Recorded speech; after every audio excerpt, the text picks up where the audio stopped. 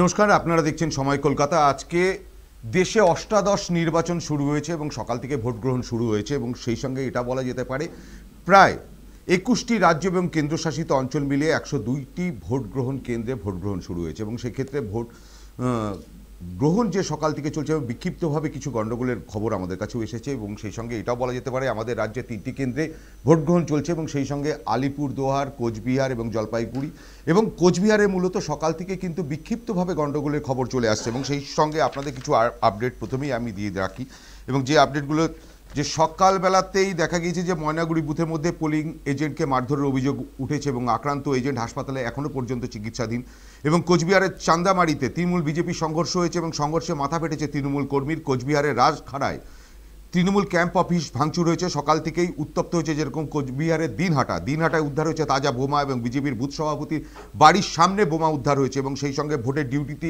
এসে কর্মরত এক কেন্দ্রীয় বাহিনীর জওয়ান তার মৃত্যু ঘটেছে এবং তার বাড়ি হলো বিহারে এবং তার জওয়ানের নাম হলো নীলু এবং তিনি বিহার থেকে মাথাভাঙা বেলতলা এলাকার একটি স্কুলে ডিউটিতে এসেছিলেন এবং তিনি কিউআরটি টিমের সদস্য ছিলেন এবং সেই সিতাই বিধানসভা কেন্দ্রে নিজের বুথে সকালবেলায় ভোট দিয়েছেন জগদীশ চন্দ্র বসুনিয়া এবং সিতাই বিধানসভা কেন্দ্রে যে ভোট দেওয়ার পরে তিনি তার বক্তব্য পেশ রেখেছেন এবং সেই সঙ্গে তিনি শান্তিপূর্ণ যাতে ভোট হয় এবং তার আবেদনও জানিয়েছেন এবং কোচবিহারের দিনহাটায় বিজেপি পুলিশ এজেন্টকে বুথ থেকে সেখানে অপহরণের অভিযোগ উঠেছিল এবং যদিও পরে রিকভারি হয়ে গেছে এবং সেক্ষেত্রে পোলিং এজেন্টের নাম ছিল বিশ্বনাথ পাল এবং কোচবিহারের রবীন্দ্রনগর প্রাথমিক বিদ্যালয়ে সকাল থেকে উত্তেজনা এবং ছাপ্পা ভোটের অভিযোগ উঠেছে এবং ছাপ্পা ভোট অভিযোগের পরিপ্রেক্ষিতে সেখানে ইলেকশন কমিশন কিন্তু তারা ইতিমধ্যে নজরদারি দিয়েছে এবং বাংলার 3 কেন্দ্রে সকাল 9টা পর্যন্ত তৃণমূলের তরফ থেকে 37টি অভিযোগ জমা করা হয়েছে কমিশনে এবং সেই সমস্ত অভিযোগের ভিতরে আছে মারধরের অভিযোগ এবং বলা যেতে পারে কোচবিহারের দক্ষিণের যে 4টি কেন্দ্র সেখানেও কিন্তু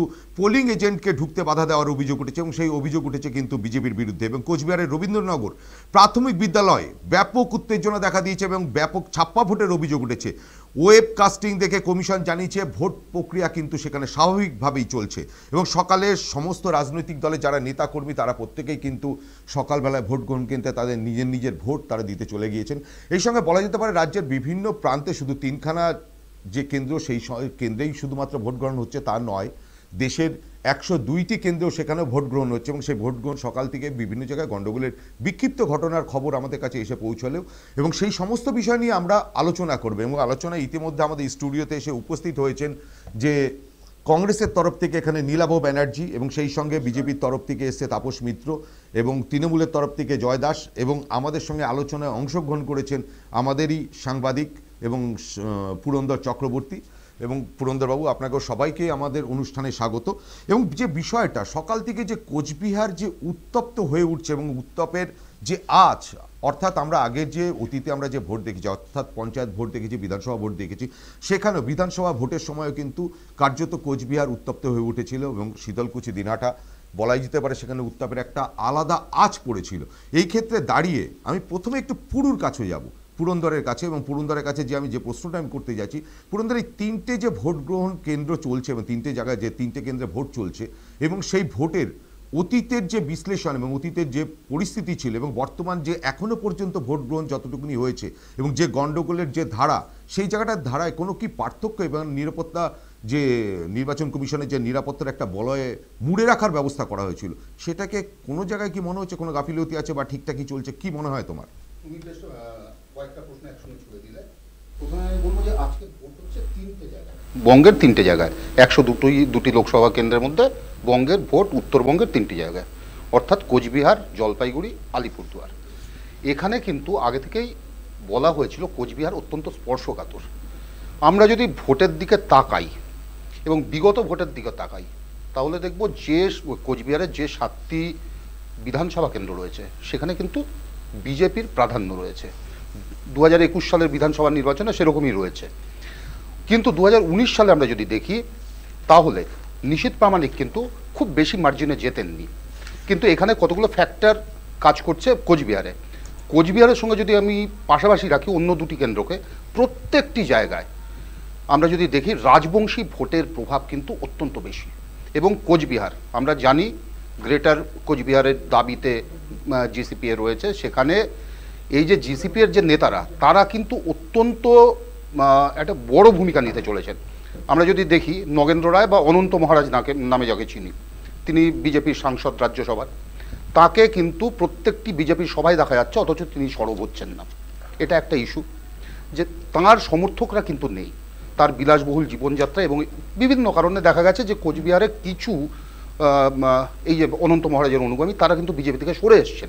পাশাপাশি কিন্তু আমরা যদি দেখি সেখানের কোচবিহারের তৃণমূল জেলা সভাপতি তিনি কিন্তু আবার এই বিক্ষুব্ধ গোষ্ঠী যারা আছেন অনন্ত মহারাজের তাদের সঙ্গে কথা বলেছেন।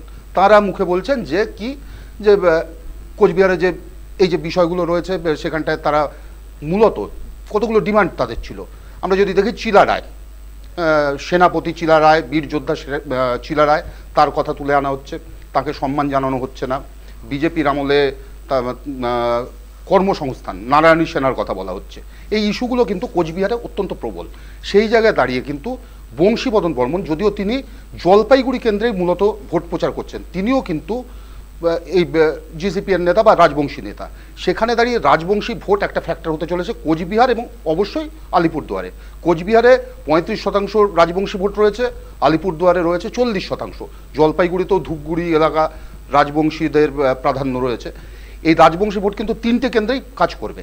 কিন্তু তুমি যে প্রশ্ন করলে, অর্থাৎ এবারের ভোটে কি নিরাপত্তা বলা হয়, আমরা প্রথম থেকেই যদি দেখি সকাল থেকে সবচেয়ে উত্তপ্ত হয়েছে, যা মনে করা হচ্ছিল স্পর্শকাতর সবচেয়ে বেশি কোচবিহার সেখানে কিন্তু উত্তপ্ত হয়ে উঠেছে। এবং নিশীথ প্রামাণিক এবং কোচবিহার কেন্দ্রের যিনি তৃণমূল প্রার্থী রয়েছেন, অর্থাৎ সীতায়ের বিধায়ক জগদীশ বর্মা বসুনিয়া, তার সঙ্গে কিন্তু লড়াই কিন্তু শেয়ানে এটা মাথায় রাখতে হবে। গতবার কিন্তু নিশীথ প্রামাণিক 50,000 সামান্য ভোটে বেশি ভোটে জিতেছেন। সবগুলি কেন্দ্রেই বিধানসভা কেন্দ্রেই বিজেপির প্রাধান্য থাকলেও কিন্তু বেশ কতগুলো ফ্যাক্টর সামনে চলে এসছে এবং রাজবংশী ভোট কিন্তু এখানে অত্যন্ত গুরুত্বপূর্ণ হয়ে উঠেছে কোচবিহার কেন্দ্রে। আর পাশাপাশি আমি যদি দেখি জলপাইগুড়ির কথা তুমি যেটা বললে বিশ্লেষণের কথা, জলপাইগুড়িতে কিন্তু ফ্যাক্টর অনেক, ইস্যু অনেক, কারণ ঝড় হয়েছে সেখানে। ঝড়ে সবচেয়ে বেশি ধূপগুড়ি এবং ময়নাগুড়ির বিস্তীর্ণ এলাকা কিন্তু একটা ইয়ের মধ্যে ঝড়ে বিপর্যস্ত হয়ে গেছে। সেইখানে দাঁড়িয়ে অভিষেক বন্দ্যোপাধ্যায় গেছেন এবং অভিষেক বন্দ্যোপাধ্যায় বিজেপিকে আক্রমণ করছেন যে আবাস প্রকল্পে এখানটায় কিন্তু কিছু গোলমাল রয়েছে এবং সেখানে দাঁড়িয়ে কিন্তু সুকান্ত মজুমদারও কিছু কথা বলেছেন। এবং আমরা যদি দেখি এখানে কিন্তু নদী বাঁধ এবং চা বাগানের ইস্যু রয়েছে এবং রাজবংশী ভোট কিছু হলেও কাজ করবে জলপাইগুড়ি কেন্দ্রে। এখানের তুলনায় কিন্তু সমীকরণ তুলনামূলকভাবে সহজ আলিপুরদুয়ারে কেবলমাত্র চা বাগানটাই মূল ইস্যু, বন্ধ চা বাগান ইস্যু, তাদের স্বাস্থ্য সমস্যা ইস্যু, বকেয়া মাইনে ইস্যু এবং এখানে কিন্তু রাজবংশী ভোটে কিন্তু বিরাটভাবে তৃণমূল থাবা বসাতে পারবে না বলেই মনে করা হচ্ছে। কারণ আলিপুরদুয়ারের অবস্থা যা এই মুহূর্তে সেখানে কিন্তু জিসিপির প্রভাব এত বেশি নেই। কিন্তু পাশাপাশি মাথায় রাখতে হবে আলিপুরদুয়ারে কিন্তু 27% আদিবাসী ভোট রয়েছে। এই 27% আদিবাসী ভোট কিন্তু বা আদিবাসী ভোটকে কিন্তু নিজেদের দিকে টানতে সক্ষম হয়নি তৃণমূল বলেই মনে করা হচ্ছে। আলিপুরদুয়ার কিন্তু কম্পারেটিভলি মনে হচ্ছে এখনো পর্যন্ত অনেকটাই বিজেপির কাছে সেফ সিট, যেখানে কোচবিহারে কিন্তু তৃণমূল বিজেপির প্রচণ্ড একটা টান উত্তেজনা রয়েছে কোচবিহারে। অন্যদিকে আমরা যদি বলি জলপাইগুড়িতে বিগত ভোটেও কিন্তু 1,84,000 ভোটে কিন্তু জয়ন্ত রায় জিতেছেন।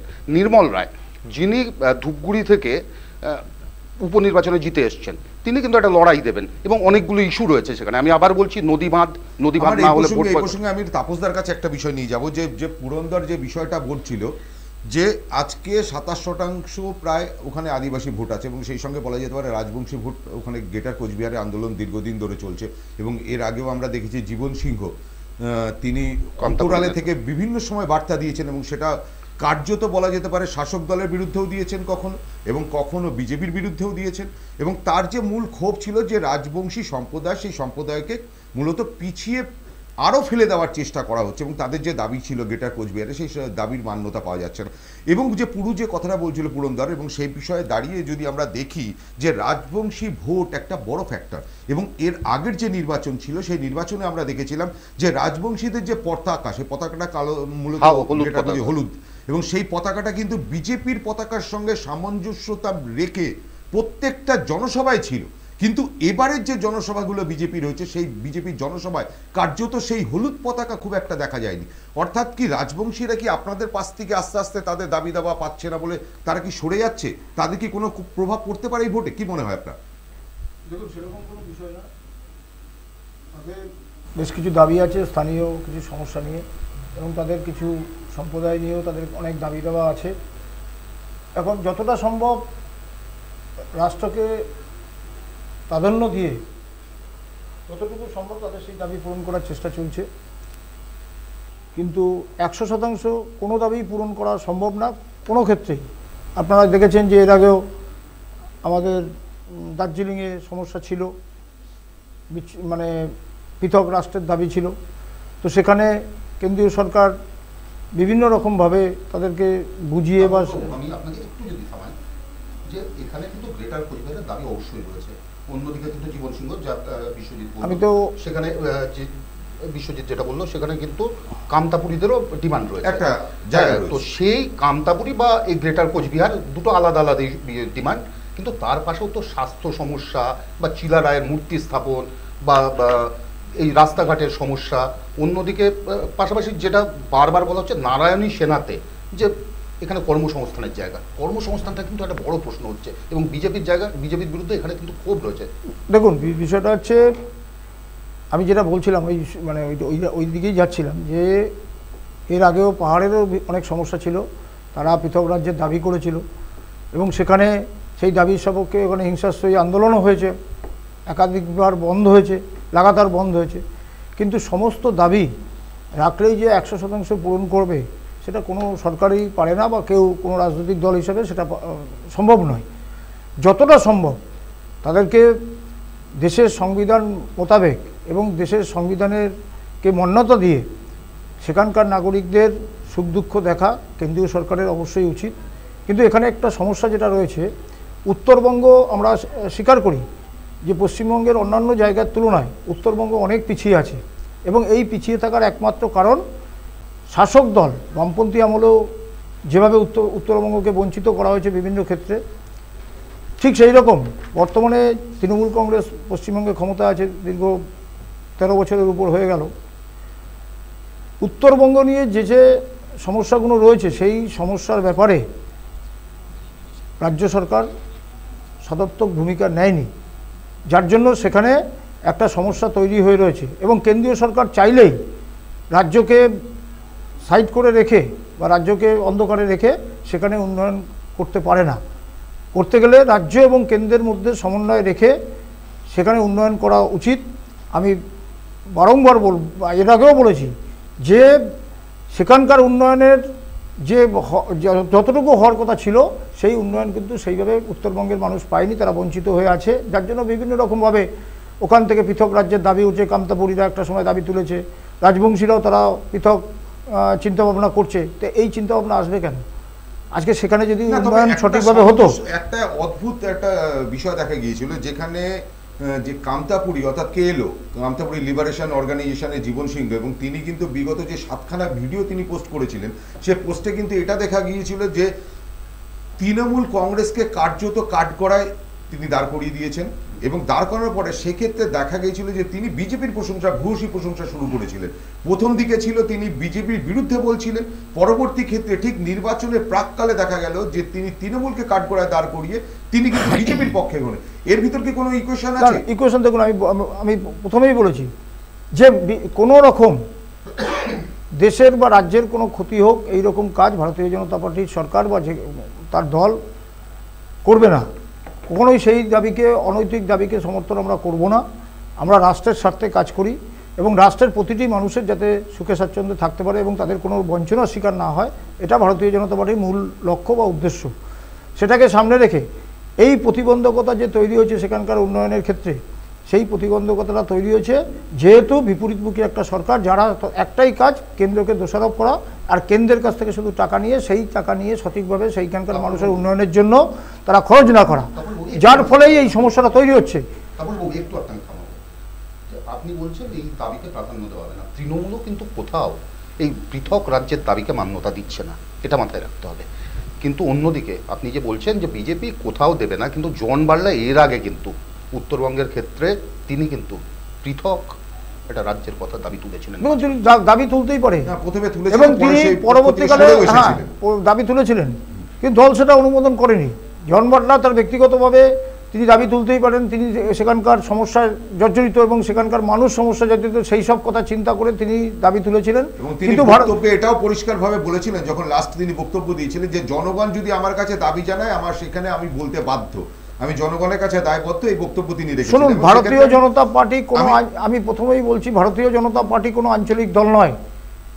একজন সাংসদ বা বিধায়ক তার নিজের এলাকার স্বার্থে বা নিজের এলাকায় তাকে অস্তিত্ব টিকিয়ে রাখার জন্য যে কোনো দাবি করবে। আর ভারতীয় জনতা পার্টি একটা সর্বভারতীয় দল, সেই সর্বভারতীয় দল হওয়ার সুবাদে সমস্ত দাবি এমএলএ এমপিদের সেটা রাখা সম্ভব নয়। ব্যক্তিগতভাবে তিনিও বলেছেন, আমি এটা আমার দাবি ব্যক্তিগতভাবে, পরবর্তীকালে তিনি সেই দাবি উইথড্র করেছেন।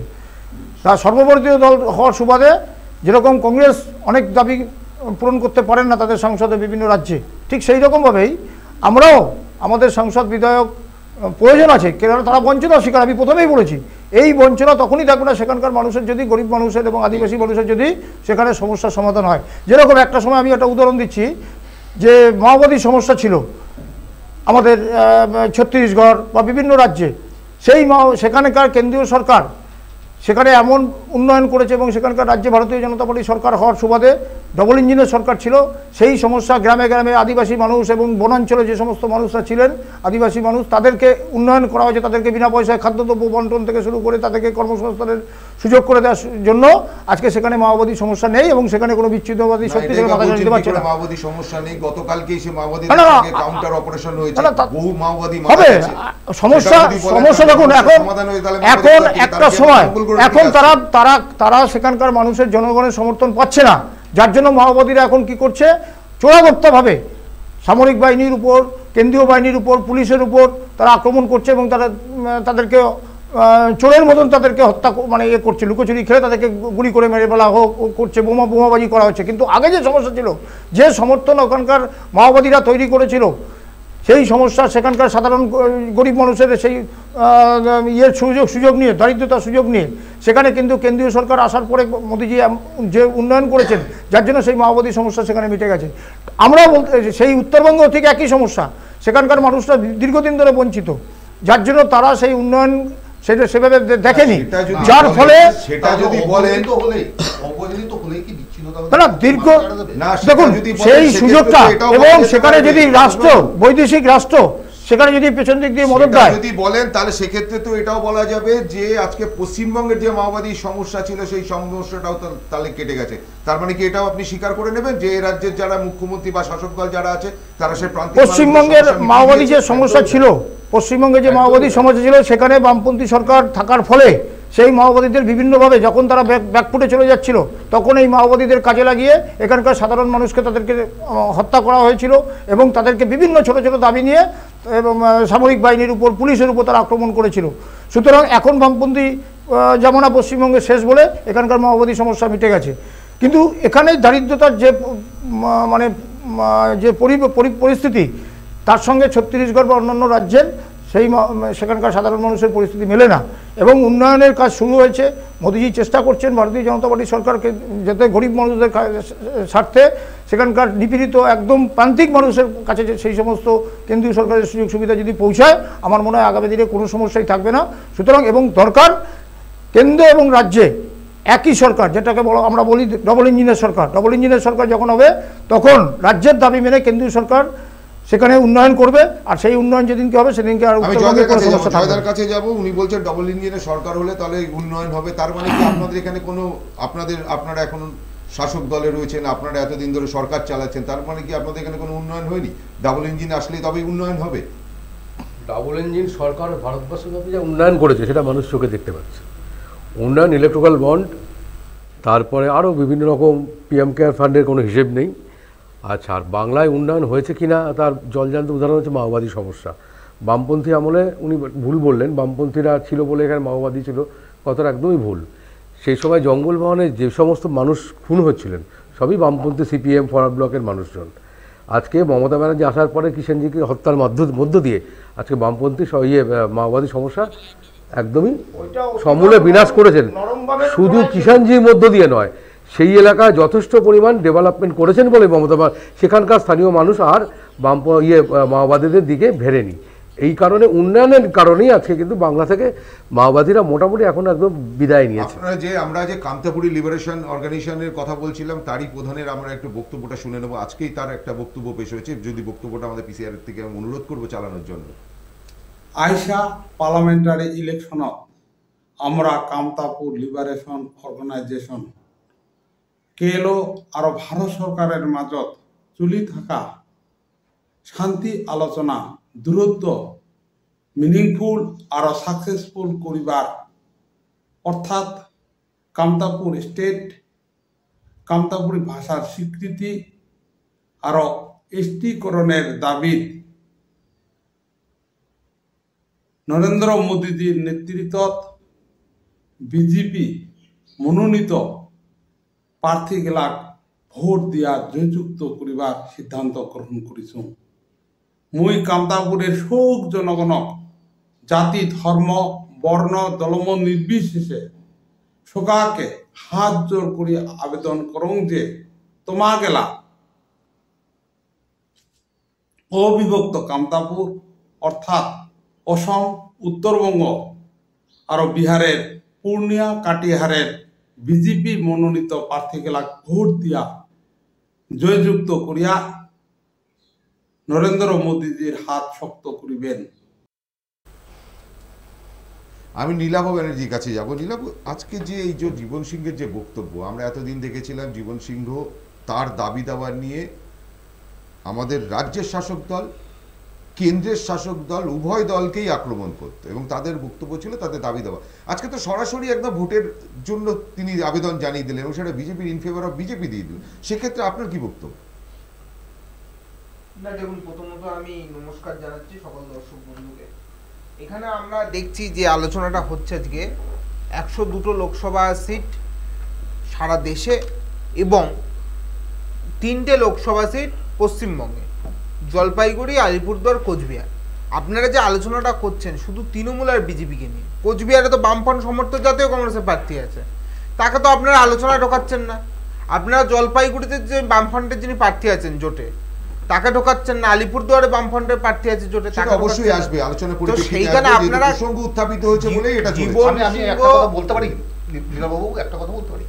এই জন্যই হচ্ছে না, কারণ আমরা যদি ভোটের ইকুয়েশন দেখি 2019 2021 আপনাদের যে দুজন প্রার্থী রয়েছে, আমি যদি পিয়া রায়চৌধুরীর কথা বলি বা বামফ্রন্টেরও আমি যদি নিশীথ রায়ের কথা বলি, আমরা দেখছি কোচবিহারে রয়েছে দুজন প্রার্থী আপনাদেরই, যাদের লড়ার কথা ছিল একজনের, যেখানটায় সেখানে আপনারা দুজন লড়াই করছেন। মানুষ তো আপনাদের স্ট্যান্ড বুঝতে পারছে না। সেখানে পিয়া রায়চৌধুরীর ভোট গতবার ছিল 3.99%। নিশীথ রায় বা এই যে যদি বলেন কোচবিহারে যেখানটা ফরওয়ার্ড ব্লকের ডেরা ছিল সেখানে ভোট কমে এসছে। সব মিলিয়ে আপনাদের 10% ভোট থাকছে না। মূল আলোচনায় আসবে সেই প্ল্যাটফর্মটা কোথায়? মানুষের কাছেই তো বার্তা পরিষ্কার নয়। দেখুন, প্রথমত কোচবিহারের বিষয়টা আমি ক্লিয়ার করে দিই আপনাদের। কোচবিহারে যিনি জাতীয় কংগ্রেসের প্রার্থী আছেন উনি বামফ্রন্টের দ্বারা সমর্থিত এবং যিনি ফরওয়ার্ড ব্লকের প্রার্থী ওখানে প্রতিদ্বন্দ্বিতা করছেন তিনি শুধুমাত্র ফরওয়ার্ড ব্লক, তার উপরে সিপিএম বা বামফ্রন্টগত কোনো সমর্থন নেই। যেমন পুরুলিয়াতে ঠিক সেই ঘটনাই ঘটেছে কোচবিহারেও। কারণ আমরা বলেছি জাতীয় কংগ্রেস আমাদের জোট হয়েছে সিপিএম এর সাথে, ফরওয়ার্ড ব্লকের সাথে আমরা জোট করি না। ফরওয়ার্ড ব্লক মনে করেছে তারা তাদের মতো প্রার্থী দিয়েছে, তাদের এখন তারা 2টো ভোট পাবে না 4টে ভোট পাবে না 200 ভোট পাবে সেটা দেখা যাবে 4 তারিখ। তারা তাদের দরকার আছে তাদের পরিকাঠামো বোঝার, তারা বুঝে নিক, আমাদের এতে কোনো বক্তব্য নেই। কিন্তু আমরা পরিষ্কার বলছি, এই জীবন সিংহ বলুন, অনন্ত মহারাজ বলুন, এই ধরনের লোকেরা হচ্ছে ভোটের ব্যবসায়ী।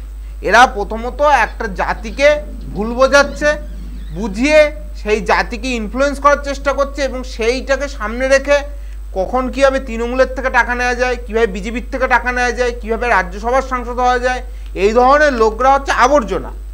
এবং আবর্জনা হিসেবে এরা আজকে অনন্ত মহারাজ এত বড় বড় কথা বলছেন। অনন্ত মহারাজ আপনারা বলেন, আমরা বলি ওর নাম নগেন্দ্রনাথ রায়। তিনি একটা রেপ কেসের আসামি, শুধুমাত্র তার প্রভাব খাটিয়ে আজকে কোনো কিছু না করে, বিজেপির তো বহু কর্মী আছে থাকতে তিনি বিজেপির সাংসদ হয়েছেন, হওয়ার পরে সেই দলকেই তিনি 2 মাসের মধ্যে থেকে ব্ল্যাকমেল করা শুরু করেছেন।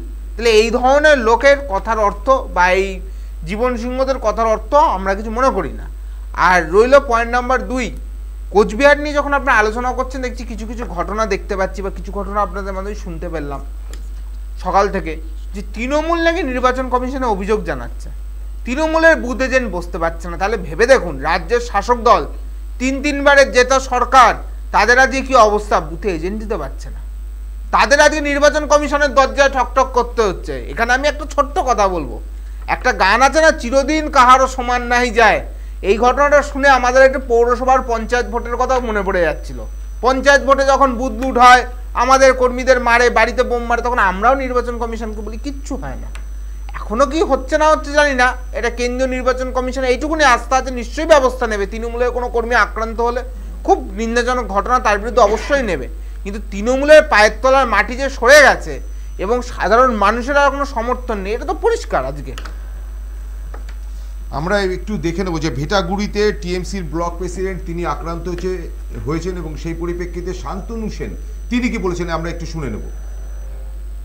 আজকে নির্বাচন শুরু হওয়ার কিছুক্ষণের মধ্যেই আপনারা জানেন কুচবিহারে, যেখানে ভারতবর্ষের স্বরাষ্ট্র দপ্তরের রাষ্ট্রমন্ত্রী নিজে প্রার্থী, যার বিরুদ্ধে একাধিক ক্রিমিনাল কেস আছে, যার প্রত্যক্ষ মদতে বিএসএফের সহযোগিতায় অতীতে পার্শ্ববর্তী রাষ্ট্র বাংলাদেশ থেকে গুন্ডা এনেও তৃণমূলের প্রতি অত্যাচার করার অভিযোগ আছে, সেই জায়গায় ইতিমধ্যেই তৃণমূল কর্মীদেরকে আক্রমণ করা হচ্ছে, তৃণমূলের পার্টি অফিসকে আক্রমণ করা হচ্ছে, হেনস্থা করা হচ্ছে এবং ইতিমধ্যেই দিনহাটা 1 ব্লকে আমাদের ভেটাগুড়ি ব্লক সভাপতি অনন্ত বর্মনকে বেধড়কভাবে মারধর করা হয়েছে এবং তাকে এমনভাবে মারধর করা হয়েছে তাকে হাসপাতালে ভর্তি হতে হয়েছে।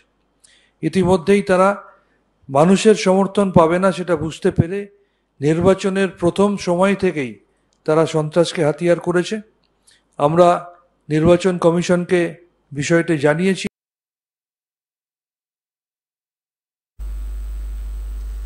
শান্তনু সেন নির্বাচন কমিশনকে বিষয়টা জানিয়েছে এবং সেক্ষেত্রে দাঁড়িয়ে কিন্তু তিনি একটা বক্তব্যের ভিতরে একটা অংশে তিনি বললেন যে মানুষের সমর্থন পাবে না বুঝেই কিন্তু এই আক্রমণ।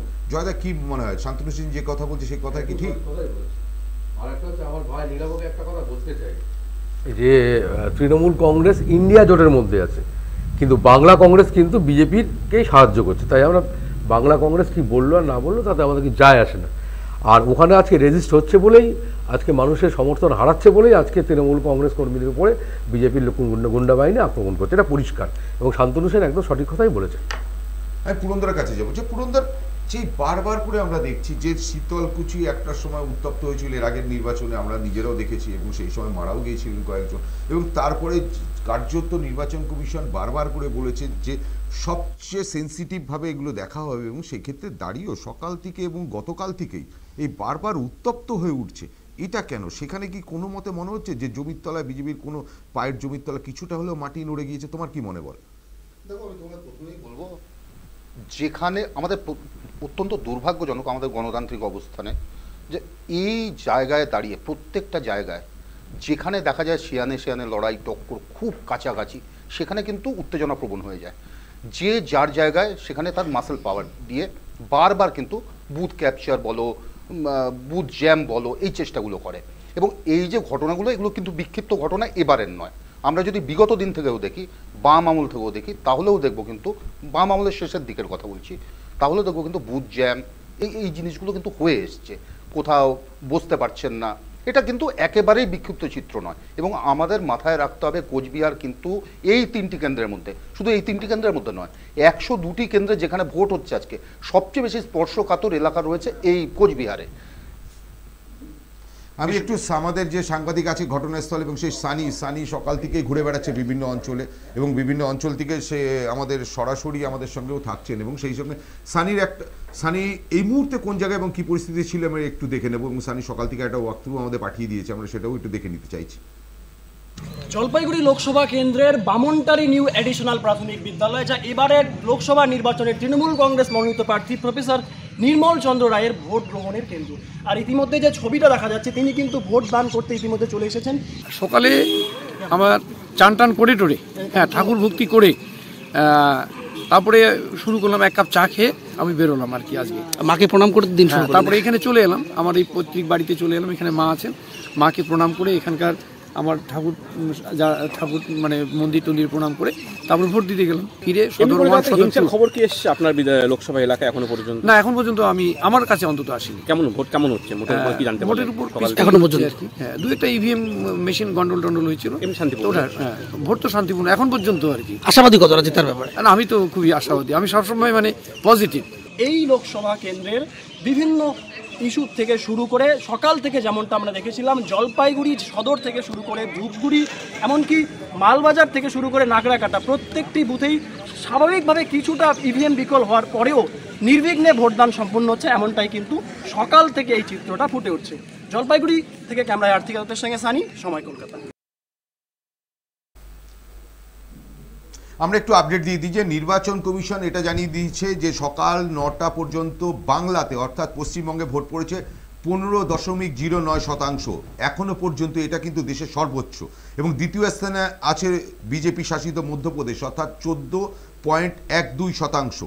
এবং সকালবেলায় নরেন্দ্র মোদী অর্থাৎ দেশের প্রধানমন্ত্রী তিনি কিন্তু সকালবেলাতেই ভাষণ দিয়েছিলেন, এবং সেই ভাষণ 6টা ভাষায় তিনি বার্তা দিয়েছিলেন, এবং সে বার্তার বিষয় ছিল যে সর্বোচ্চ বেশি সংখ্যক সাধারণ মানুষ যেন সর্বোচ্চ বেশি সংখ্যকভাবে তারা ভোট দেন, এবং ভোট গ্রহণ কেন্দ্রে তারা যেন উপস্থিত হয়ে তাদের মতদান অর্থাৎ ভোট দান তারা যেন করেন। এবং সেই সঙ্গে এটাও একটা গুরুত্বপূর্ণ খবর যে ডাবগ্রাম ফুলবাড়িতে বিজেপির অফিসে আগুন লাগিয়ে দেওয়া হয়েছে, এবং সেই আগুন লাগানোর অভিযোগ উঠেছে তৃণমূলের বিরুদ্ধে। এই বিষয় নিয়ে আমি তাপসবাবুর কাছে যাব যে আজকে ডাবগ্রাম ফুলবাড়ি, একদিকে কোচবিহারে দেখা যাচ্ছে যে আজকে তৃণমূলের পার্টি অফিসে আগুন লাগছে, আর উল্টো দিকে আপনার ডাবগ্রাম ফুলবাড়ি অর্থাৎ জলপাইগুড়িতে চলে আসছে এবং সেখানে বিজেপির পার্টি অফিসে আগুন লাগিয়ে দেওয়া হচ্ছে।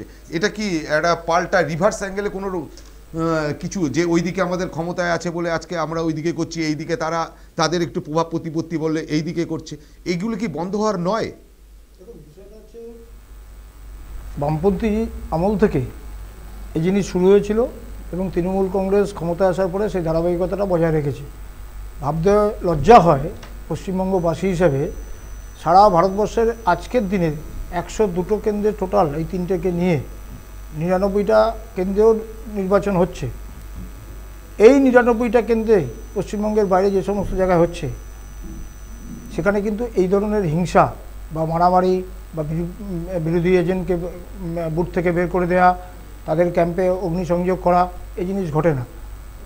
পশ্চিমবঙ্গ ব্যতিক্রম, এটা আমরা একজন বাংলাভাষী হিসেবে আমার সঙ্গে যারা সতীর্থ রয়েছেন তারাও এক বাক্যে স্বীকার করবেন, আমি জানি না শাসক দল স্বীকার করবেন কি না প্রতিনিধি, কিন্তু এটা সত্যিই বাংলার লজ্জা যে একটা নির্বাচন, সে পৌরসভা হোক, পঞ্চায়েত হোক, এমনকি একটা স্কুলের নির্বাচন হোক, সেখানে বোমা পিস্তল বেরোচ্ছে।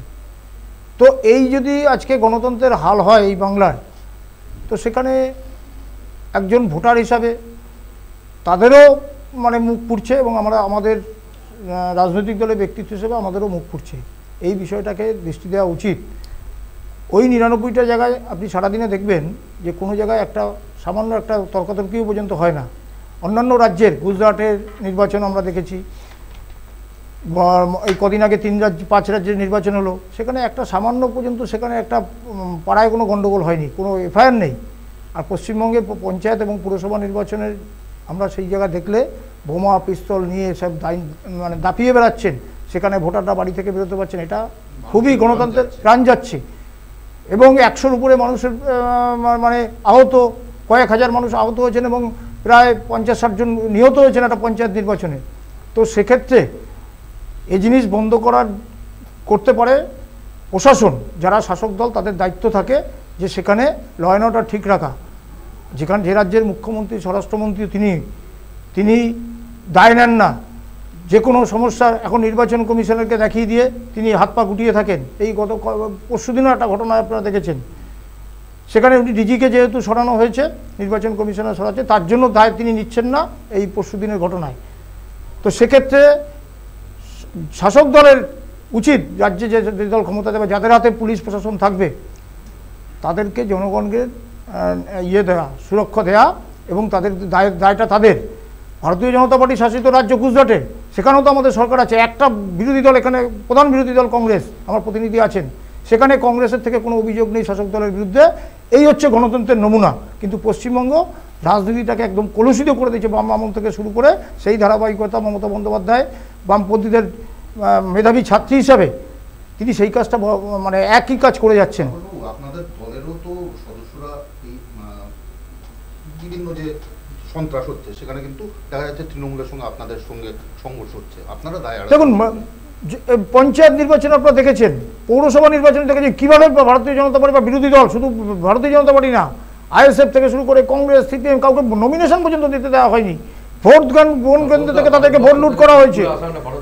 তো সেক্ষেত্রে এই যে ত্রিপুরা আসাম ভারতবর্ষের বাইরে নয় দাদা, সেখানে ঠিক করা হচ্ছে বামপন্থী জামানায় এই ত্রিপুরাতে যা পরিস্থিতি তৈরি করেছিল, আসামে ত্রিপুরায় কিভাবে হয়েছে বলুন না।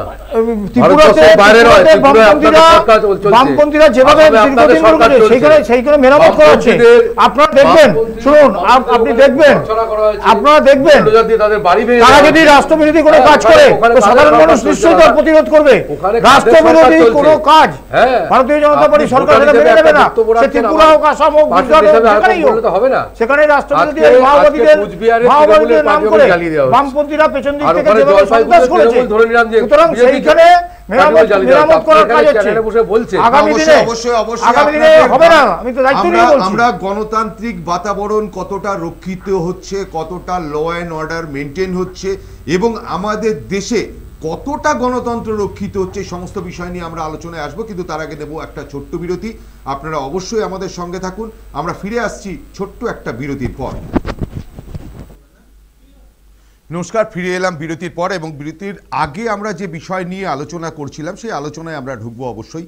এবং পাশাপাশি এটাও আপনাদেরকে বলে রাখি যে আজকে কিন্তু সকাল থেকে যে ভোট গ্রহণ চলছে এবং সেই ভোট গ্রহণ প্রায় 102টি আসনে হচ্ছে এবং যার মধ্যে অরুণাচল প্রদেশে আছে 60 এবং সিকিমে আছে 32টি বিধানসভা আসনের। সবকটি বিধানসভাতেই প্রায় ভোট গ্রহণ হচ্ছে এবং এই অরুণাচল প্রদেশ এবং সিকিমে। এবং পাশাপাশি এটাও বলে রাখি যে ছত্তিশগড়, মিজোরাম, নাগাল্যান্ড, সিকিম, ত্রিপুরা, আন্দামান নিকোবর, জম্মু কাশ্মীর, লাক্ষাদ্বীপ এবং পুদুচেরি এবং এই মণিপুরেও কিন্তু 2টি লোকসভা কেন্দ্রে ভোট হচ্ছে এবং যার ভিতর একটা আছে হলো মণিপুর, একটা আউটার মণিপুর এবং সেই আউটার মণিপুরে অবশ্য 2 দফায় ভোট গ্রহণ হবে এবং সেটা নির্বাচন কমিশন সিদ্ধান্ত নিয়েছে। এবং পাশাপাশি আমাদের রাজ্যেও 3টি কেন্দ্রে কিন্তু ভোট গ্রহণ চলছে এবং সেখানে জলপাইগুড়ি, আলিপুরদুয়ার এবং কোচবিহার। এবং সকাল থেকে কোচবিহারে বিক্ষিপ্তভাবে গণ্ডগোলের ছবি আমরাও দেখেছি এবং আমাদের কাছে বিভিন্ন জায়গার বিক্ষিপ্ত গণ্ডগোলের খবর আমাদের কাছে এসে পৌঁছাচ্ছে এবং সেই সঙ্গে ফুলবাড়ির ডাবগ্রাম এবং সেখানেও দেখেছি যে বিজেপির পার্টি অফিসে আগুন ধরিয়ে দেওয়া হয়েছে এবং সেই আগুন ধরিয়ে দেওয়ার অভিযোগ উঠেছে তৃণমূলের বিরুদ্ধে। এবং সেক্ষেত্রে দাঁড়িয়ে উল্টো দিকেও আমরা যদি দেখি কোচবিহারেও কিন্তু সেম ঘটনা ঘটেছে, যদিও সেই ক্ষেত্রে অভিযোগের তীর হলো সেটা বিজেপির দিকে।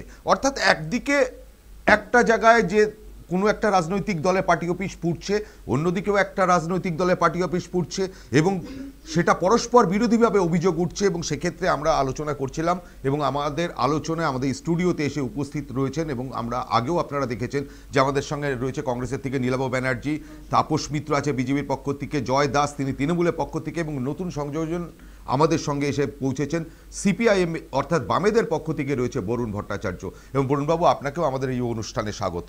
এবং সেই সঙ্গে এটাও আমি বলে রাখি যে আমাদের সঙ্গে সকাল থেকে আমাদের যারা সাংবাদিক আছে সেই সমস্ত ঘটনা এবং গ্রাউন্ড জিরো থেকে তারা আমাদের রিপোর্টিং করছে। এই মুহূর্তে আমাদের সঙ্গে সানি রায়, সে সরাসরি আমাদের সঙ্গে সংযুক্ত হচ্ছে এবং সানির কাছে আমি সরাসরি পৌঁছবো যে ওখানকার কি সার্বিক পরিস্থিতি, সকাল থেকে টোটাল পরিস্থিতি কি এবং সেই বিষয়টা জানার জন্য আমি সানি যদি আমাদের সঙ্গে লাইভে থেকে থাকে এবং সানিকে আমি অবশ্যই বলবো, সানি সকাল থেকে তুমি যে পরিস্থিতি দেখছো সেই পরিস্থিতিতে কি পরিস্থিতি এখনো কতটা শান্তিপূর্ণ হচ্ছে না বিক্ষিপ্ত যে গন্ডগোলগুলো ঘটছে সেগুলোতে নির্বাচন কমিশন কি পদক্ষেপ নিয়েছে এখনো পর্যন্ত, সে বিষয়টা যদি তুমি আমাদের সঙ্গে একটু শেয়ার করো। একেবারে হীরাদা, দেখো প্রথমে তোমাকে যে বিষয়টা বলবো আমি, যে জলপাইগুড়ি লোকসভা কেন্দ্রে কিন্তু আজ সকাল থেকেই কার্যত বলা ভালো যে নির্বিঘ্নে ভোট হচ্ছে না, কারণ পাল্টা অভিযোগ নিয়ে কিন্তু চলছে। জলপাইগুড়ি জেলা বিজেপির সাংসদ তথা এবারের নির্বাচনে যে বিজেপির প্রার্থী জয়ন্ত রায়, তিনি কিন্তু সকাল যে অভিযোগটা করেছেন যে যারা ভোটার রয়েছে তাদেরকে প্রভাবিত করে ভোট দেওয়ার চেষ্টা করা হচ্ছে এবং তারপর কিন্তু নির্বাচন কমিশনে ইতিমধ্যেই তিনি কিন্তু একটি আর্জিও জানিয়েছেন এই বিষয় খতিয়ে দেখার। এবং তারপরে যদি আমরা জলপাইগুড়ি থেকে একটু নিচে চলে আসি, যেমনটা ময়নাগুড়ি রয়েছে, ময়নাগুড়ির বার্নিশ এলাকা, সেখানে ভোট চলছে, তবে পুটিমারি এলাকাতে কিছু সমস্যা দেখা দিচ্ছে। তারপরে বিভিন্ন যে সমস্ত ময়নাগুড়ি বুঝছে সকাল থেকে ইভিএম মেশিন খারাপের খবর উঠে আসছিল। পরবর্তী পরবর্তীতে ধূপগুড়িতে এই মুহূর্তে আমি ধূপগুড়ি মহকুমার 198 এবং 199 নম্বর বুথে রয়েছি। সকাল থেকে এখানে কিন্তু শান্তিপূর্ণভাবে নির্বিঘ্নে ভোট চলছে। কতিপয় জায়গাতে বেশ কিছু সমস্যা দেখা দিচ্ছে, তবে বরাবরই সংবাদ শিরোনামে আসা ঝাড়ালতা 2 নং গ্রাম পঞ্চায়েত, যা কিন্তু ধূপগুড়ি ব্লকের অন্তর্গত, সেখানে বিরোধী শূন্যই বলা চলে, কার্যত বিরোধী শূন্য একটি গ্রাম পঞ্চায়েত রয়েছে, যেখানে কিন্তু বিভিন্ন সমস্যার কথা উঠে আসছে, অভিযোগ তোলা হচ্ছে তৃণমূলের দিকেই তুলছে বিজেপির সেখানে প্রভাবিত ভোটারদেরকে। তার পাশাপাশি যেমনটা উঠে আসছে, পোলিং এজেন্টকে সেখানে ঢুকতে দেওয়া হচ্ছে না, এমনটাও কিন্তু অভিযোগ হচ্ছে। বিশেষ করে ঝাড়ালতা 2 নং গ্রাম পঞ্চায়েতের যে মোড়াঘাট রেঞ্জ লাগোয়া জলপাইগুড়ি বন বিভাগের সেখানে ফুকলুং বস্তি বনবস্তি রয়েছে, সেই বনবস্তিতে বিজেপির পোলিং এজেন্টকে ঢুকতে দেওয়া হয়নি, এমনটা অভিযোগ উঠে আসছে। এবং এর বাইরে জেলা প্রশাসনের তরফে যেমনটা আমরা খবর পাচ্ছি, সকাল 10টা পর্যন্ত প্রায় 15% ভোট কিন্তু দেওয়া হয়ে গিয়েছে। এবং তারপরে বাদবাকি জলপাইগুড়ি লোকসভা কেন্দ্রে যে সমস্ত মডেল বুথগুলি রয়েছে, সেখানে কিন্তু যাবতীয় পরিকাঠামো রয়েছে। এবং এই মুহূর্তে আমি যে চিত্রটা দেখাবো, ধূপগুড়ি এটি একটি বুথ 198, 199, এই বুথে কিন্তু মহিলা পরিচালিত ভোট গ্রহণ কেন্দ্র এটি। এবং দেখাবো সেন্ট্রাল পুলিশের সঙ্গে পাশাপাশি রাজ্যের পুলিশও এখানে মোতায়েন করা হয়েছে, এবং এর পাশাপাশি মেডিকেল টিমও এখানে কিন্তু রাখা হয়েছে। বেলার থেকে যে বিভিন্ন জায়গায় যে বিক্ষিপ্ত গন্ডগোলের খবর আমরা পাচ্ছিলাম, এবং তার পরিপ্রেক্ষিতে কিছুক্ষণ আগে যে খবরটা আমরা পেয়েছি যে ফুলবাড়ি ডাবগ্রামে সেখানে দাঁড়িয়ে সেখানে বিজেপির পার্টি অফিস পুড়িয়ে দেওয়ার একটা অভিযোগ উঠেছে, এবং সেখানে এখন এই মুহূর্তে পরিস্থিতি কি?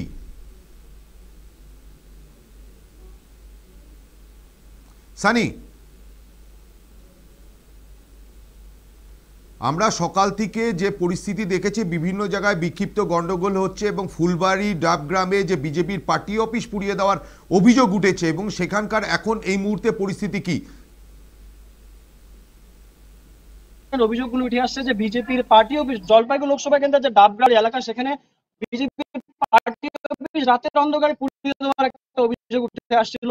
এবং সেখানে ইতিমধ্যেই কিন্তু কেন্দ্রীয় বাহিনী মোতায়েন করা হয়েছে, এবং কিউআরটি যে স্পেশাল টিম, সেই টিম সেখানে পাঠানো হয়েছে।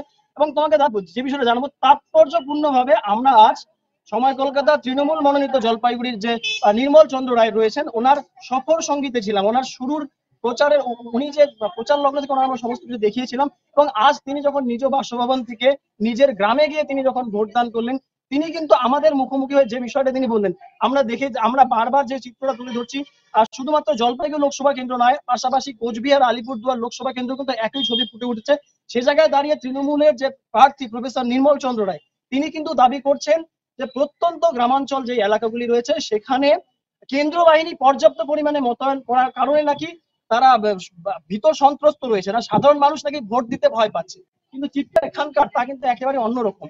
কেন্দ্রীয় বাহিনীর তৎপরতায় কিন্তু ভোটদান গ্রহণ চলছে একেবারে শান্তিপূর্ণভাবে। কার্যত যে সমস্ত এলাকাগুলিতে এই মুহূর্তে ভোটের সমস্যা দেখা দিচ্ছে, যেমনটা বিভিন্ন বিবাদ দেখা দিচ্ছে, বচসা দেখা দিচ্ছে, বিজেপি তৃণমূল একে অপরের দিকে মারধর, আগুন জ্বালানোর অভিযোগ, এই ধরনের সমস্যাগুলি, সেখানে কিন্তু কেন্দ্রীয় বাহিনী জওয়ানরা সেই পরিস্থিতি নিয়ন্ত্রণে আনছেন। সে জায়গায় দাঁড়িয়ে নির্মল চন্দ্র রায়ের এই বক্তব্যে কিন্তু একেবারে একটা অন্যরকম বার্তা ফুটে উঠছে।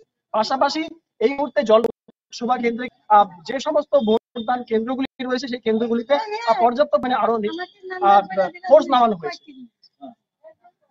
ধন্যবাদ সানি, আমরা পরে আবার তোমার সঙ্গে যোগাযোগ করবো। আমি এই মুহূর্তে আমাদের সঙ্গে স্টুডিওতে রয়েছে বরুণদার কাছে একটা বিষয় যাব, যে গন্ডগোলের এই যে মারামারির যে চিত্র আমরা দেখছি, আপনিও হয়তো প্রত্যক্ষ করছেন, বিভিন্ন জায়গায় যে সংঘর্ষের বাতাবরণ তৈরি হয়েছে, এবং সংঘর্ষের আবহে কিছুটা হলেও কয়েকটা জায়গায় কিন্তু সংঘর্ষের আবহে নির্বাচন হচ্ছে, এবং সেই জায়গায় দাঁড়িয়ে নির্বাচন কমিশন যদিও তারা বলছেন যে নির্বাচন সুষ্ঠুভাবে হচ্ছে, এবং সেই জায়গাটা দাঁড়িয়ে আপনার কাছে যে আমার বক্তব্য, যে এর কি কোনো পরিসমাপ্তি নেই, যে যখনই নির্বাচন হবে তখনই একটা ক্যাজুয়ালিটিস হবে, কোনো জায়গায় কোনো আক্রান্ত হবে, কোনো জায়গায় মারধর হবে, সুষ্ঠুভাবে কি নির্বাচন সম্ভব নয়? আর আরেকটা বিষয় যেটা সানি লাইভের সময় যেটা বলেছে, যে নির্মল চন্দ্র রায় তিনি বলেছেন যে অতিমাত্রায় কেন্দ্রীয় বাহিনী মোতায়েন করার জন্য ভোটাররা ভীত সন্ত্রস্ত হচ্ছে। একদিকে নিরাপত্তার আবহে ভোট করার কথা, সেক্ষেত্রে আবার অন্যদিকে যদি ক্যান্ডিডেট তিনি বলেন যে তারা ভীত সন্ত্রস্ত হচ্ছে, তাহলে কোনটা করবে নির্বাচন করবে? এটা আপনার কাছে আমার বক্তব্য। প্রথমেই আমি আজকের এই সাধারণ নির্বাচন, লোকসভা 2024 নির্বাচন, এই নির্বাচনে প্রথম পর্যায়ের ভোট পশ্চিমবাংলায় আজকের এই প্রথম দফার ভোটে হঠাৎ করে যে কুমার নীলু বলে জওয়ান মারা গেলেন, খুবই বেদনাদায়ক। দুঃখ প্রকাশ করছি, শোকত সন্তপ্ত পরিবারের প্রতি সমবেদনা জানাচ্ছি। আমাদের গোটা দেশে আজকে 102 আসনে ভোট হচ্ছে, 17টা রাজ্য এবং 4টে কেন্দ্রীয় শাসিত অঞ্চলে। এখন এই ভোটের মধ্যে 2019-এ যে নির্বাচন হয়েছিল, এই 102টো আসনের মধ্যে বিজেপি জোট পেয়েছিল 41টা আসন, এবং সর্বভারতীয় ক্ষেত্রে যে ইন্ডিয়া জোট তারা পেয়েছিল 45টা আসন, বাকি অন্যান্য দল। 5 বছর অতিক্রান্ত, লোকসভার ভোট, আবার 18তম লোকসভা গঠন করবার জন্য ভোট হচ্ছে। আপনি যে কোনো টিভির চ্যানেল খুলুন, 102 আসনে ভোট হচ্ছে সারা দেশে। পশ্চিমবাংলায় 3টে আসনে, উত্তরবঙ্গের পাহাড় অঞ্চলে ঘেরা মূলত 2টি আসন এবং আরেকটি কোচবিহার। কোনো আসনে পশ্চিমবঙ্গ ছাড়া আপনি দেখাতে পারবেন না উপদ্রুত অঞ্চল ভারতবর্ষের যেখানে ভোট হচ্ছে সেখানেও এই ধরনের সন্ত্রাসের আবহাওয়ায় ভোট হচ্ছে কিনা।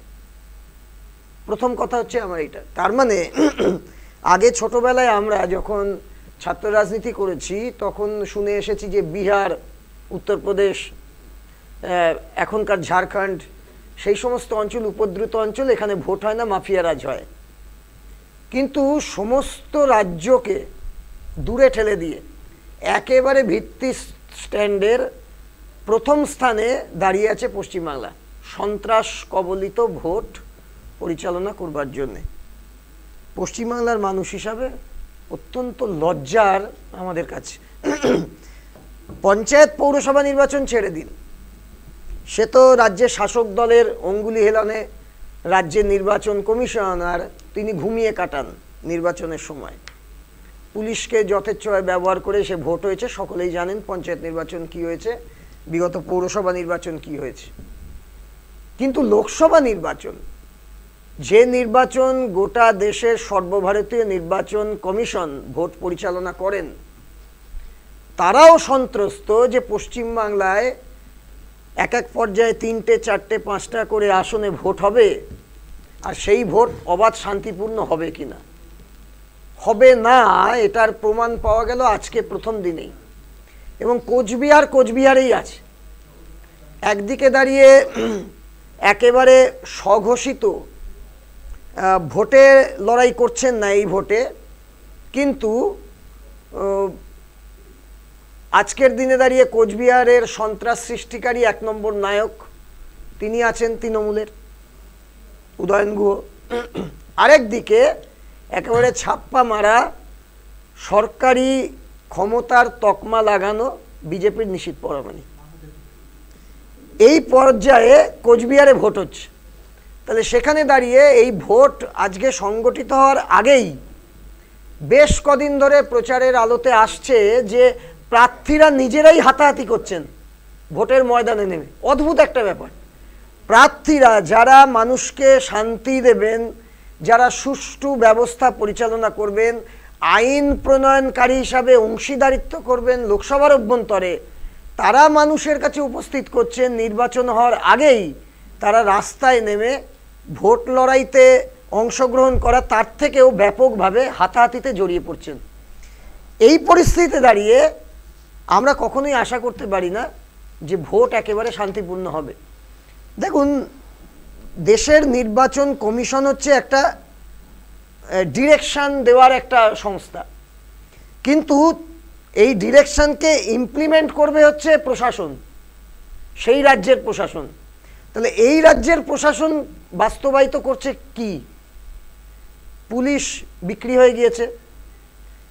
মমতা ব্যানার্জির সরকার তার মতো করে এই নির্বাচনে পুলিশকে সবটা ব্যবহার করতে না পারলেও দেশের নির্বাচন কমিশনের নির্দেশানুযায়ী যা যা করা উচিত সুষ্ঠু ভোট পরিচালনা করতে গেলে পুলিশ প্রশাসনের, তা থেকে বিরত থাকছেন।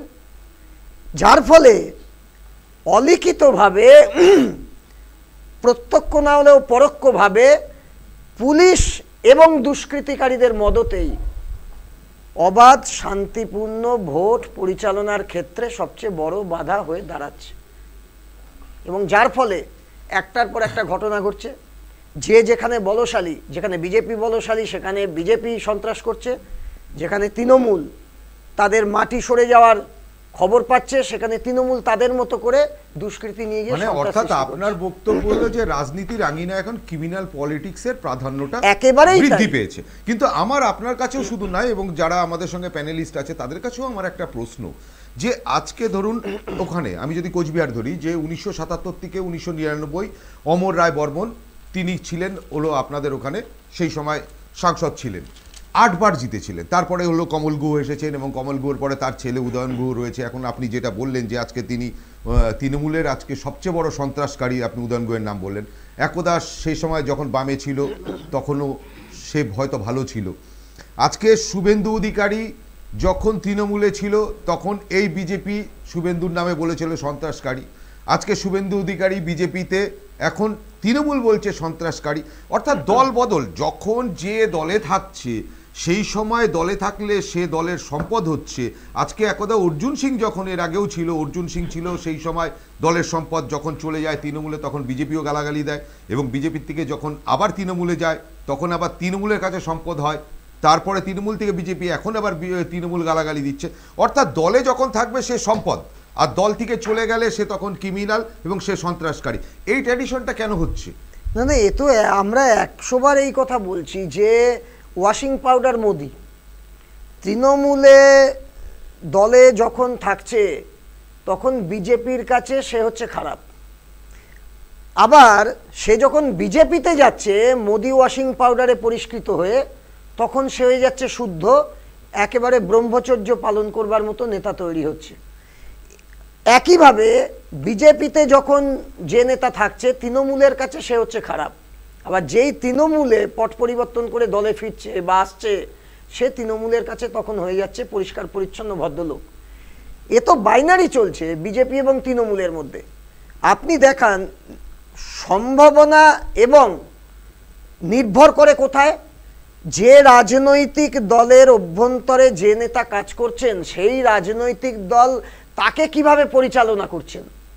উদয়ন গুহ আপনি বললেন একসময় বামফ্রন্টে ছিল অল্প কিছুদিন, তার আগে তার পিতা কমল গুহ ছিলেন বামফ্রন্টের নেতা, এবং আমরা কোচবিহারে সবচেয়ে বেশি জিতেছি, 12 বার বামেরা জিতেছে কোচবিহার আসনে, 12 বার। তখন কিন্তু কোচবিহার কিন্তু সন্ত্রস্ত এলাকা বলে কোনোদিনই ছিল না, আপনি ইতিহাস ঘাটলেও দেখাতে পারবেন, কোনোদিনই ছিল না। কিন্তু এমন কি পট পরিবর্তন হলো 2011-র পরে, এবং বামেদের থেকে চলে গেল তৃণমূলে ক্ষমতার লোভে, সেখানে দাঁড়িয়ে কোচবিহার হয়ে গেল সবচেয়ে সন্ত্রস্ত এলাকা পশ্চিমবাংলার মধ্যে। একইভাবে আপনি দেখুন অর্জুন সিং যখন বিজেপিতে ছিলেন তখন তৃণমূলের কাছে খারাপ, তৃণমূলে এত বছর কাটানোর পরে আবার যেই বিজেপির সাংসদ হয়েও তৃণমূলে ঘর করলেন 2-2.5 বছর, তখন তৃণমূলের কাছে ভালো হলো। আবার এখন বিজেপির হয়ে সাংসদের টিকিটে লড়ছেন, এখন আবার অর্জুন সিং খারাপ। আমি এটা নীলাবুর কাছে যাব। নীলাবু, এই যে ওয়াশিং মেশিন কালচার, যে কালচারটার কথা আমরা বলছি, এবং সেই ওয়াশিং মেশিন কালচার, এই কালচার কি রাজনীতি এবং সমাজের কোনো ক্ষতি হচ্ছে? না দেখুন, অবশ্যই। প্রথমত আমি বলছি এই যে আজকে কোচবিহারে এই যে অশান্তি, তার মূলে প্রধান দায়িত্ব তো নিতে হবে গুন্ডা উদয়ন গুহকে। তার বাবা কমল গুহ আজকে তিনি আমাদের জাতীয় কংগ্রেস করতেন না, তিনি বামপন্থী রাজনীতির সাথে যুক্ত ছিলেন, কিন্তু তার বিরুদ্ধে তো আমরা কোনোদিন কোনো অভিযোগ করতে পারিনি। রাজনৈতিক অভিযোগ উঠেছিল বললে হবে না, সেই সময় ষাট দুর্নীতি নিয়েও একটা অভিযোগ উঠেছিল, সেটা অন্য বিষয়। আমি বলছি নির্বাচনী সন্ত্রাস বা এই উদয়নের উপরে যে ধরনের অভিযোগ, উদয়ন কত বড় কুলাঙ্গার সন্তান যে মঞ্চে দাঁড়িয়ে তার বাবার নামে গালিগালাজ করতে পারে, প্রয়াত বাবার নামে। তাহলে এর থেকেই বোঝা যাচ্ছে উদয়ন গুহর মানসিকতা কি এবং উদয়ন গুহর প্রকৃতি কি। আজকে এই উদয়ন গুন্ডাকে মমতা ব্যানার্জি কি করেছে? মমতা ব্যানার্জি উত্তরবঙ্গ উন্নয়ন মন্ত্রী করেছে। এই যে আপনারা আলোচনা করছেন না যে রাজনীতিতে কিভাবে ক্রিমিনালরা কেন্দ্রভূত করছে, আমরা বলছি না, ক্রিমিনালরাই তো আজকে রাজনৈতিক নেতা। তৃণমূলের আমলে শেখ শাহজাহান নেতা, আরাবুল ইসলাম নেতা, উদয়ন গুহ নেতা, এরাই তো নেতা, এরাই তো মন্ত্রী, এরাই তো এমএলএ, এরাই তো জেলা পরিষদ। জ্যোতিপ্রিয় মল্লিক নেতা। তা ক্রিমিনালদের তো রাজনৈতিক নেতা করে শেল্টার দিয়েছে মমতা ব্যানার্জি। তাই আজকে পশ্চিমবঙ্গের এই অবস্থা সত্যি আমাদের ভাবলে খারাপ লাগে। জানেন তো, আজকে 102টো আসনে নির্বাচন হচ্ছে, পশ্চিমবঙ্গের 3টে বাদ দিয়ে 99টা আসন আছে। কই দেখুন তো আপনারা একটু খবর নিই সেখানে কোথায় কি সন্ত্রাস হচ্ছে। আপনারা ভেবে দেখুন, কর্ণাটকে আমরা ক্ষমতায় এলাম, বিজেপিকে সরিয়ে এসেছি, এই বিষয়ে আশা করি ভারতবর্ষ কেন পৃথিবীর কেউ দ্বিমত পোষণ করতে পারবে না। এই ভারতবর্ষ দাঁড়িয়ে মূলত রাজনৈতিকভাবে লড়াই হচ্ছে জাতীয় কংগ্রেস এবং বিজেপির মধ্যে, মূল লড়াই। তো সেখানে দাঁড়িয়ে কংগ্রেস তো জিতলো, আমরা তো বিজেপির একটা কর্মীর বাড়িতে হামলা করিনি। তেলেঙ্গানায় আমরা জিতেছি, বিজেপির একটা কর্মীর বাড়িতেও হামলা হয়নি। হিমাচল প্রদেশে জিতেছি, কোনো অশান্তি হয়নি। আর এই পশ্চিমবঙ্গে একটা স্কুল নির্বাচনকে কেন্দ্র করে, একটা ক্লাবের নির্বাচনকে কেন্দ্র করে আজকে বোমাবাজি হয়। তো এইটাকে তো বন্ধ করার দরকার। আমরা পশ্চিমবঙ্গের মানে নতুন প্রজন্ম বলতে পারেন, পশ্চিমবঙ্গের আমরা জনগণ হিসেবে আমাদের দায়বদ্ধতা যে এই পশ্চিমবঙ্গ থেকে সন্ত্রাসকে সরাতে হবে, এবং এই সন্ত্রাস কায়েম করেছে তৃণমূল। আজকে ওনারা যে অভিযোগ করছেন এখানে সন্ত্রাস হচ্ছে, ওখানে আগুন জ্বালিয়ে দেওয়া হচ্ছে, এই বোম এই বন্দুকগুলো কোথা থেকে এলো? এর দায়িত্ব কি লোকাল পুলিশ নেবে না? স্বরাষ্ট্রমন্ত্রী দেবে না? এর দায়িত্ব নিতে হবে। আমি তাপসদার কাছে যাবো। তাপসদা, আজকে যে বরুণবাবু এবং নীলাববাবু যিনি অভিযোগ করলেন যে উদয়ন গুহর বিরুদ্ধে এতগুলো অভিযোগ করলেন যে তিনি সন্ত্রাস, সেক্ষেত্রে দাঁড়িয়ে নিশীথ প্রামাণিক তার বিরুদ্ধেও তো অসংখ্য অভিযোগ ছিল এর আগে, অনেক অভিযোগে অভিযুক্ত, এবং তৃণমূল তো সরাসরি বলেছিলেন তিনি মাফিয়া। সে বিষয়ে কি বলবেন? দেখুন, বিষয়টা হচ্ছে উদয়নবাবু মমতা বন্দ্যোপাধ্যায়ের কাছে তার গুডবুকে থাকার জন্য এবং তার প্রমোশন, রাজনৈতিক উত্থান যাতে হয়, প্রমোশন যাতে হয়, তার জন্য তিনি গৌতম দেবকে ছাড়িয়ে গিয়ে সেখানে সন্ত্রাসের পরিবেশ তৈরি করেছেন। সমস্যাটা সেইখানেই।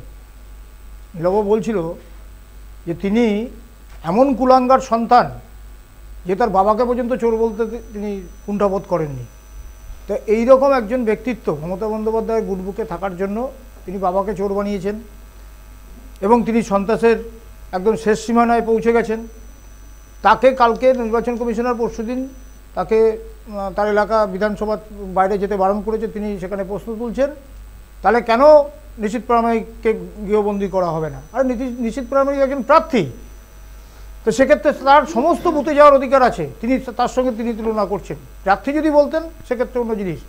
কই ওখানে তো তৃণমূলের প্রার্থীকে তো নির্বাচন কমিশনার করেননি। উনি চেয়েছিলেন যে সমস্ত লোকসভায় তিনি ঘুরে বেড়াবেন শেখ শাহজাহানের মতন এবং সেখানে সন্ত্রাসের পরিবেশ তৈরি করে ভোট লুট করবেন, কিন্তু উনি ভুলে গেছেন যে এটা পঞ্চায়েত নির্বাচন নয়, এটা কেন্দ্রীয় নির্বাচন কমিশনের দ্বারা দিল্লি থেকে নিয়ন্ত্রিত হচ্ছে। সেক্ষেত্রে অনেক বিধিনিষেধ আছে। মডেল কোড অফ কন্ডাক্টে তার এলাকা থেকে তিনি বিধায়ক হিসেবে তিনি তার এলাকায় থাকতে পারবেন, কিন্তু অন্য জায়গায় যেতে পারবেন না, তিনি সেটাও ভুলে গেছেন। তো এইরকম একজন ব্যক্তিত্ব যদি তৃণমূলের নেতা হয়, যেটা আমার ছোটো ভাই নীলবাবু বলছিল যে শেখ শাহজাহানকে নেতা বানিয়েছেন, এই শেখ শাহজাহান বামপন্থী আমাদের জেলার যিনি সম্পাদক ছিলেন, গৌতম দেবের ঘনিষ্ঠ ছিলেন, তিনি সেই সময় বামপন্থী অনেক আন্দোলনে তাকে পাওয়া গেছে এবং তাকে ইলেকশনে ব্যবহার করা হয়েছিল, কিন্তু তাকে নেতা বানানো হয়নি। কিন্তু এই তৃণমূল কংগ্রেস ক্ষমতা আসার পরে এই শেখ শাহজাহানের মতন, এই উদয়ন গুহদের মতন, এই আমাদের এই ভাঙড়ের যে শওকত মোল্লাদের মতন নেতাদের, এই যে তোলাবাজ গুন্ডা মস্তানদের, তাদেরকে নেতা বানিয়ে দিয়েছেন এবং তাদের জেলা পরিষদের কর্মাধ্যক্ষ বানিয়েছেন। এরকম বিভিন্ন জায়গায় তাদেরকে রাজনৈতিক স্বীকৃতি দিয়েছেন এই তৃণমূল কংগ্রেস সরকার আসার পরে, যার জন্য আজকে পশ্চিমবঙ্গের তৃণমূল কংগ্রেস দলটা গুন্ডা মস্তান ক্রিমিনাল সমাজবিরোধী তোলাবাজদের দ্বারা নিয়ন্ত্রিত হচ্ছে, যার জন্য পশ্চিমবঙ্গের আজকে এই অবস্থা। এই ব্যবস্থা যতদিন না পরিবর্তন ঘটবে এবং যতদিন না সাধারণ এবং শিক্ষিত মানুষ, ভদ্র মানুষ এবং যাদের পেটে বিদ্যা আছে এবং যারা কোনো রকমভাবে অসামাজিক কার্যকলাপে লিপ্ত হবে না, এই সমস্ত ব্যক্তিত্ব যতদিন না রাজনীতির ময়দানে আসবে, এমএলএ এমপি বা পঞ্চায়েত মেম্বার প্রধান বা আমাদের পৌরসভার চেয়ারম্যান না হবেন, ততদিন এই ক্রিমিনালরা চলবে। সুতরাং এই ব্যবস্থার পরিবর্তন হওয়া দরকার। তাপসদা যে বিষয়টা বলছেন, তাপসবাবু যে বিষয়টা বলছেন, সেটা হলো যে তৃণমূল কংগ্রেসের মদতপুষ্ট এই সমস্ত রাজনৈতিক গুন্ডাদের যতদিন, উনি একদম স্পেসিফিক গুন্ডা শব্দটা ইউজ করেছিলেন, এবং তাদের যতদিন না কন্ট্রোলে আনা যাবে ততদিন পর্যন্ত এখানকার পরিস্থিতি, অর্থাৎ রাজ্যের পরিস্থিতির বাতাবরণটা এরকমই থাকবে। অথচ আপনারা কিন্তু বারবার করে অভিযোগ করেছেন যে ওয়াশিং মেশিন, অর্থাৎ বিজেপির ওয়াশিং মেশিনে ঢুকে গেলেই সমস্ত পাপ ধুয়ে যাবে। এটা কতটা, এই বিষয় নিয়ে তাপসবাবুর অভিযোগ এবং আপনাদের বক্তব্য, এই দুটোর ভিতরে তো পার্থক্য বিশাল। প্রথম কথা হচ্ছে ৭২ থেকে ৭৭-এর গল্প বলে ৩৪ বছর এখানে বামফ্রন্ট সরকার রাজত্ব করেছে। আর আজকে ভালো লাগে আমার এই ৭২-এর অত্যাচারী কংগ্রেস আর আমার বামপন্থী দাদা একসঙ্গে একসঙ্গে কথা বলছে। সবই ঠিক আছে, আমি আমাকে বলতে দিতে হবে, আমাকে না না কথা থামাচ্ছি না, একটা লাইন বলবো। উনি 72-এর অত্যাচার মনে রেখেছেন, কিন্তু এই 6 মাস আগে পঞ্চায়েত ভোটের যে অত্যাচার সেটা ওনার হয়তো ওনাকে বলতে দিন, তারপরে আপনি প্রশ্ন করবেন। ওনাকে বলতে দিন, তারপরে প্রশ্ন করবেন। ঠিক আছে, 34 বছরের মানুষ দেখেছে 34 বছর ভোটের নামে কিভাবে প্রহসন হতো পশ্চিমবাংলায়। যেই কারণে মমতা বন্দ্যোপাধ্যায় কংগ্রেসে থাকতে পারলো না, কারণ সে সময় কংগ্রেসের সঙ্গে অলিখিত অ্যালায়েন্স ছিল সেখানে, সেই সময়কার বামপন্থী সরকারের সঙ্গে। সেই তাদের বিরুদ্ধে আন্দোলন করে তৃণমূল কংগ্রেস তৈরি করা। আজকে তৃণমূল কংগ্রেস এসেছিল, ক্ষমতা এসেছিল বলে আজকে বিজেপি তাপসদা এখানে বসে চিৎকার করে কথা বলতে পারতেন। আর যদি তৃণমূল কংগ্রেস সেই না আসতো পশ্চিমবাংলার বুকে, আজকে পশ্চিমবাংলায় বিজেপি করা খুব দুষ্কর ছিল। শুধু বিজেপি নয়, সমস্ত রাজনৈতিক দল করাই দুষ্কর ছিল। তাপসদাদের অভিজ্ঞতা আছে বামপন্থী আমলে কিভাবে মানুষ, বিরোধীরা কিভাবে খুন হয়েছে। 50-60 হাজার কংগ্রেস কর্মী খুন হয়েছে। মানে আমিও একসময় দল করতাম কংগ্রেসটা, সে সময় আমরাও অনেক সময় বাড়ি ছাড়া হয়েছে বামপন্থী নেতাদের অত্যাচারে। আজকে বিমলবাবু যেটা বলছেন, অরুণবাবু যেটা বলছেন, সেটা উনি হয়তো ভুলে গিয়েছেন জানি না। এখন হ্যাঁ, শাহজাহানের মতো নেতারা তৃণমূল কংগ্রেসে ঢুকেছে, তারা হয়তো নেতৃত্ব দিচ্ছে এবং আপনার যে সন্ত্রাস তৈরি হচ্ছে তার জন্য পশ্চিমবঙ্গের সরকার তাদের সাজাও দিচ্ছে, এটা অস্বীকার করার জায়গা নেই। আর পশ্চিমবাংলায় ভোটের সময় যে অশান্তি, সেটা 72 থেকে শুরু হয়েছে, এখনও অবধি চলছে। আগে সায়েন্টিফিক রিগিং হতো, এখন নয় বুথের বাইরে মারামারি হয়। ডিফারেন্সটা এই জায়গায়, ঠিক আছে? আগে তো কোনো উনি এজেন্টই বসতো না, প্রার্থী দিতে পারতো না বামফ্রন্টের আমলে, এটা রেকর্ডেড। এবার বলুন, সেই জায়গায় দাঁড়িয়ে এই সামান্য 2-1টা শাহজাহান দিয়ে তো চলবে না। পশ্চিমবাংলার ওভারঅল মানুষ কেমন আছে এটা দেখতে হবে। আপনি যখন যে কোনো তৃণমূল কংগ্রেসের ছোট বড় সেজো মেজো নেতার গায়ে থার্মোমিটার ধরবেন, তখনই 34 তাপমাত্রা উঠবে। 12 বছর হয়ে গেল, 13 বছরে পড়লো তৃণমূল কংগ্রেসের সরকার, এখনো 34 ভাঙাতে হচ্ছে। তাহলে এই 13 বছরে তৃণমূল কংগ্রেস কি করলেন? সুষ্ঠু প্রশাসনের প্রতিশ্রুতি দিয়েছিলেন, দুর্নীতিমুক্ত প্রশাসনের প্রতিশ্রুতি দিয়েছিলেন। আর এখন পশ্চিমবাংলার মানুষ হাড়ে হাড়ে টের পাচ্ছে যে দুর্নীতি একেবারে দুয়ারে পৌঁছে গিয়েছে তৃণমূল নেতাদের। তাহলে একদিকে দাঁড়িয়ে দুর্নীতি, আর একদিকে দাঁড়িয়ে অকথ্য সন্ত্রাস।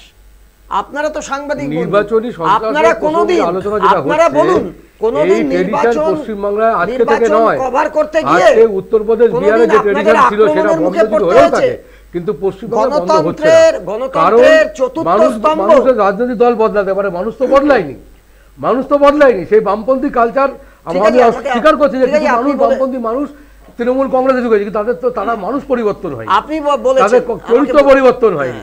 তাই দল ইচ্ছে করলে সবটা কন্ট্রোল করতে পারে না, বামপন্থীরাও পারেনি, বিজেপিও পারে না, কংগ্রেসও পারেনি, আমরাও পারছি না। অসাধারণ বলেছেন, দল ইচ্ছা করলেও কন্ট্রোল করতে পারে না। কারণ মুখ্যমন্ত্রী হওয়ার পরেই বলেছিলেন যে আমি মমতা ব্যানার্জি মুখ্যমন্ত্রী হয়েছেন বলে বদলা হয়নি, বদলটাই হয়েছে। তাহলে সেই সময় 34 বছরের সিপিএম এর অত্যাচারে বদলা হতো, সেই বদলাটা কিন্তু হয়নি, বদলাটা কিন্তু হয়নি। আজকে বিজেপি ক্ষমতায় আছে, বুঝতে পারছে বদলা কাকে বলে, বামপন্থীরা বুঝতে পারছে বদলা কাকে বলে। বাবু, আপনার কাছে আমার ছোট্ট একটা প্রশ্ন, আমি 1 মিনিট কথা, হ্যাঁ বলুন। মমতা বন্দ্যোপাধ্যায় মুখ্যমন্ত্রী হওয়ার পরেই তিনি চলে গিয়েছিলেন থানার আইসিকে চেয়ার থেকে তুলে দিয়ে ক্রিমিনাল ছাড়াতে ভবানীপুরে রাত 11টার সময়। এই মমতা ব্যানার্জি তিনি প্রকাশ্যে বলেছিলেন দলকে কন্ট্রোল আমি না করতে পারি, আমি গুন্ডা কন্ট্রোল করি। তাহলে একদিকে দাঁড়িয়ে তৃণমূলের যিনি আজকে প্রতিনিধি আছেন জয়বাবু, তিনি বলছেন দল ইচ্ছা করলে সবটা কন্ট্রোল করতে পারে না। Who is the leader? দলের তিনি তো হবেন, তিনি তো হবেন নেতা। আমার দলের কথা বলিনি, সমস্ত রাজনৈতিক দলই পারে না। আজকে অর্জুন সিং এর মতো গুন্ডা বিজেপিতে গেছে, আজকে শুভেন্দুর মতো দুর্নীতিবাদ বিজেপিতে গেছে, শাহজাহানের মতো বামপন্থী তৃণমূলে এসেছে। তাই বলছি নিচতলা কন্ট্রোল করা সবসময় দলের পক্ষে সম্ভব।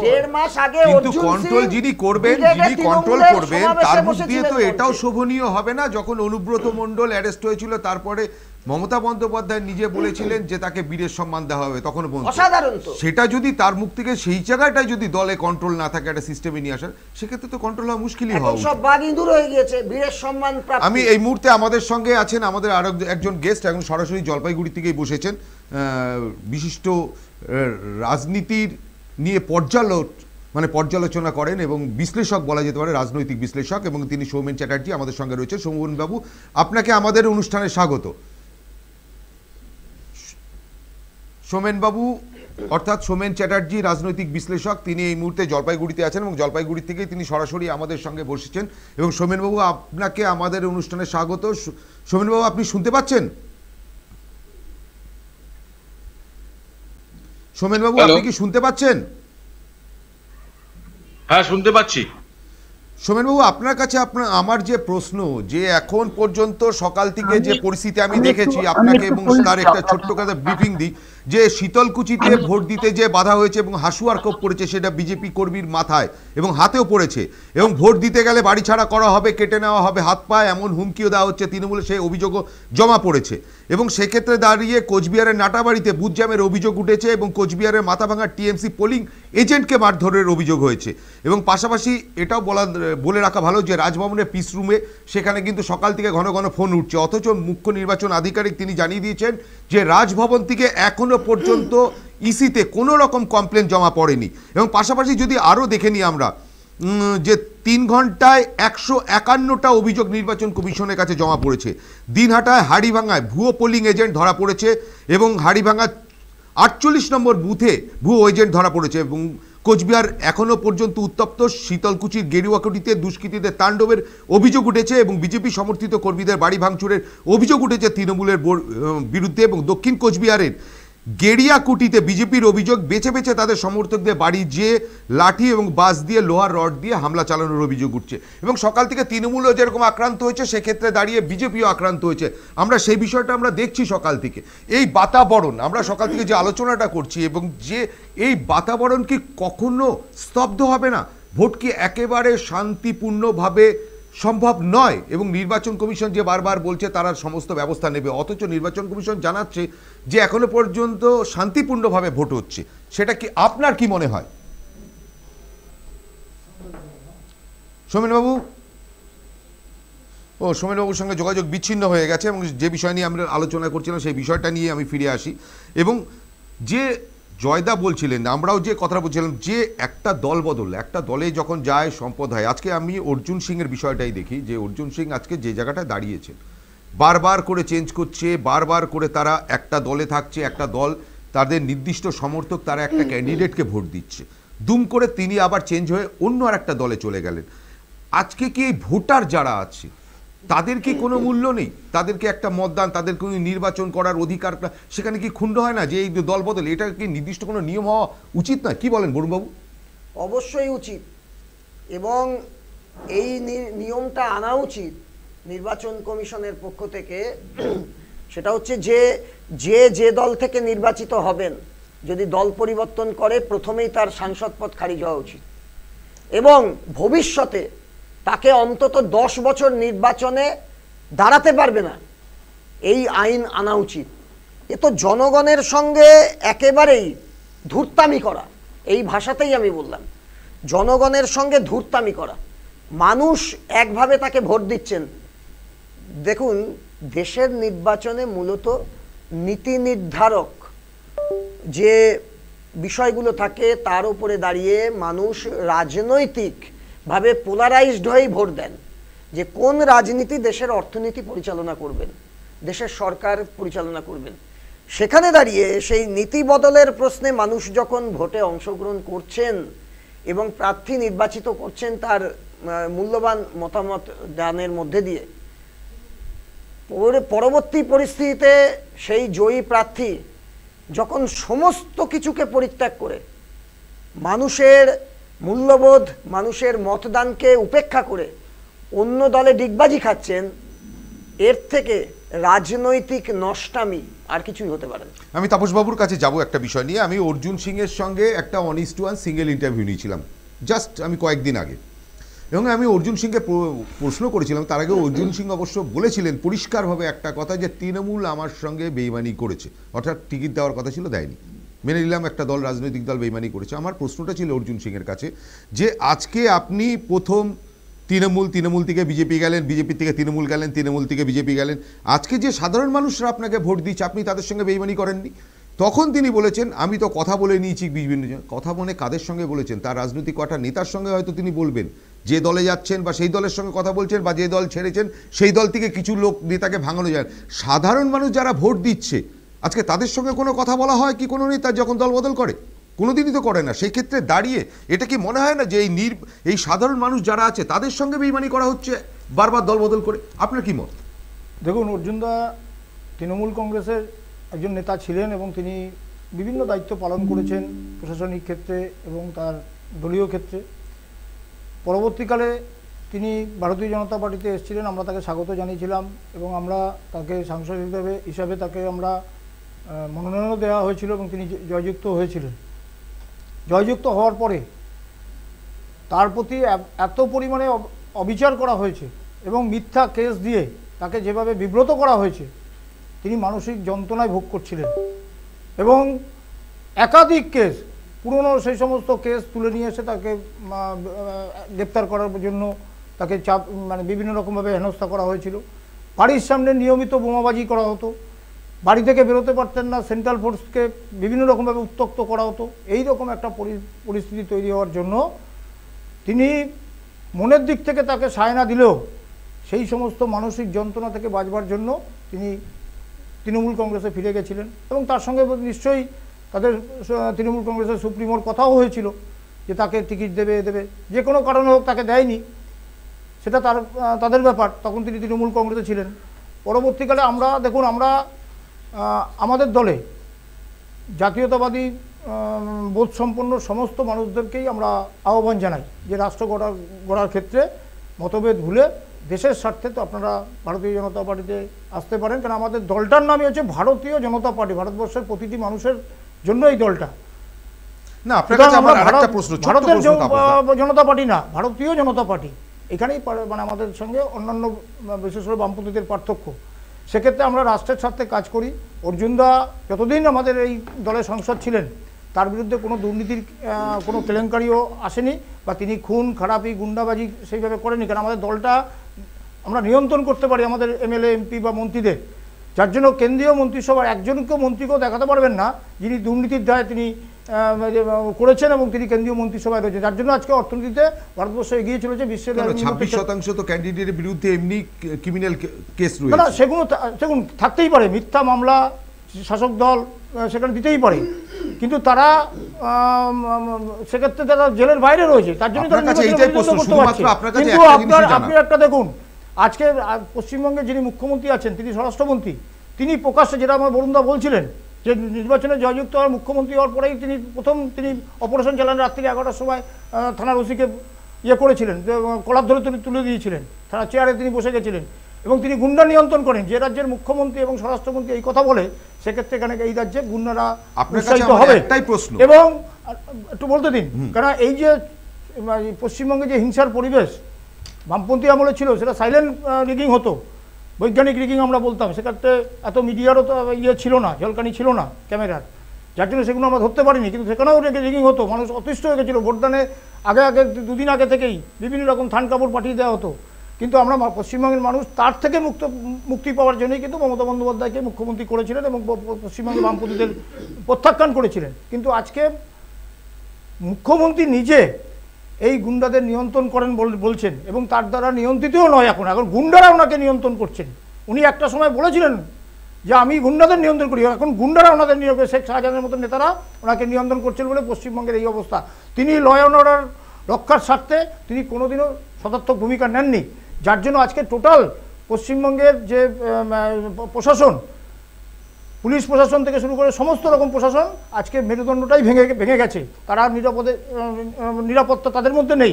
একটা আইপিএস বা আমি কোনো লোকাল থানার কোনো আইসি বা একে দোষারোপ করবো না, কারণ তাদেরকে এমনভাবে তাদেরকে রাজনীতিকরণ করা হয়েছে, তারা যদি আজকে কোনো রকমভাবে নিরপেক্ষভাবে কাজ করে তা সেই থানার আইসি তিনি থাকতে পারবেন না, অনেক প্রমাণ পাওয়া গেছে। এই যে কদিন আগে রামনবমীর মিছিল হলো, দুদিন আগে, তিনি তার 5 দিন আগে থেকে তিনি বিভিন্ন জনসভায় দাঁড়িয়ে বলছেন সাম্প্রদায়িক দাঙ্গা হতে পারে এবং সাম্প্রদায়িক দাঙ্গার জন্য তৈরি হন, কেউ প্ররোচনায় পাবেন। একটা মুখ্যমন্ত্রীর মুখ থেকে কি এই ধরনের উস্কানিমূলক কথাবার্তা বলা হয়? ঠিক একই জিনিস করেছিলেন গত বছর হাওড়ায় এবং লিলুয়াতে বা রিসরায় বা ডালখোলাতে, ঠিক একই জিনিস আমরা দেখলাম। রেজিনগরে যে গণ্ডগোল হলো, ওই ছাদ থেকে বোমা মারা হচ্ছে, পাথর মারা হচ্ছে, তাহলে এগুলো কেন উনি তার ডিআইবি কী করছিলেন? তিনি বলছেন নির্বাচন কমিশনার যেহেতু ডিজিকে সরিয়ে দিয়েছেন সেই জন্য তার কোনো দায় নেই। একটা রাজ্যের বিষয়টা বলছেন সেটা একটা রাজনৈতিক সন্ত্রাসের বাতাবরণ। আমার আপনার কাছে প্রশ্ন ছিল যে অর্জুন সিং এর শুধু বিষয় নয়, অর্জুন সিং একটা শুধু নাম নিলাম মাত্র, আজকে সারা দেশে যারা যারা দল বদল করছে, আমার সেক্ষেত্রে দাঁড়িয়ে একটা প্রশ্ন, আপনি ইদানিং আপনি ট্রেন্ডটাকে ফলো করেন কিনা জানি না, ফেসবুক এবং বিভিন্ন জায়গায় টুইটারে কিন্তু একটা ট্রেন্ডিং চলছে যে অর্জুন কারণ নয়, না বিজেপির না তৃণমূলের। এখানেই একটা প্রশ্ন ওঠে যে আজকে যে রাজনৈতিক দলকে ছেড়ে চলে গেল, সেই রাজনৈতিক দল শেষ সময়ে তাকে নিয়ে নিল, এটি কি রাজনৈতিক দলের বাধ্যবাধকতার ভিতর পড়ে? আজকে আপনি আর একটা কথা বললেন যে আজকে সমাজসেবা দেশ সেবা করার জন্য, এটা কি সত্যি দেশ সেবা বলে না নিজ সেবার জন্য? দেশ সেবা করা হলে এনজিও তৈরি করে সমাজসেবা করতো, দেশ সেবা করা হলে এনজিও তৈরি করে। কিছু বলতে চাইছেন মনে হয়? না, আমি একটু বলিনি যে যখন আমাকে করেছেন কেন, দেখুন আমরা পরিষ্কার বলি, ভারতীয় জনতা পার্টির আমাদের ইডিওলজি যেটা রয়েছে, ব্যক্তির উপরে দল, দলের উপরে আমাদের দেশ। সুতরাং আমরা রাষ্ট্রের স্বার্থে আমরা অনেক কিছু আমরা মেনে নেব, কিন্তু পরবর্তীকালে যখন আমরা যখন আমরা প্রশাসনিক ক্ষেত্রে যখন 1 নম্বর মুখ্যমন্ত্রী হিসাবে তো আসামটাকে ঠান্ডা করেছে, নাহলে আসাম আজকে কাশ্মীরের পরিস্থিতি হয়ে যেত। হেমন্ত বিশ্ব শর্মা মুখ্যমন্ত্রী হওয়ার ফলে আজকে আসাম কিন্তু কাশ্মীরে হয়ে গেছিল, সেটাকে বন্ধ করেছেন। তার সেখানে আইন শৃঙ্খলা দেখুন, এবং সেখানে আজকে হেমন্ত বিশ্ব শর্মা মুখ্যমন্ত্রী হওয়ার পরে, বিজেপিতে আসার পরে তার দুর্নীতির কোনো রেকর্ড নেই। তিনি আগে কি করেছিলেন, রত্নাকর দস্যু ছিলেন কি কোন দস্যু ছিলেন আমার দেখার দরকার নেই, কিন্তু বিজেপিতে আসার পরে তার বাল্মীকি ভূমিকা পালন করতে হবে। অর্জুনদাও হেমন্ত বিশ্ব শর্মা যারা রয়েছেন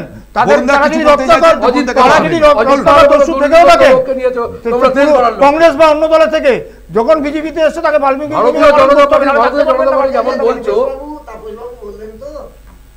বামপন্থীদের সরকার পরিচালনার সময় উনি যেটা বললেন যে সায়েন্টিফিক রিগিং হতো, চোখে দেখা যেত না। আচ্ছা, এখন তো চোখে দেখা যায় সব।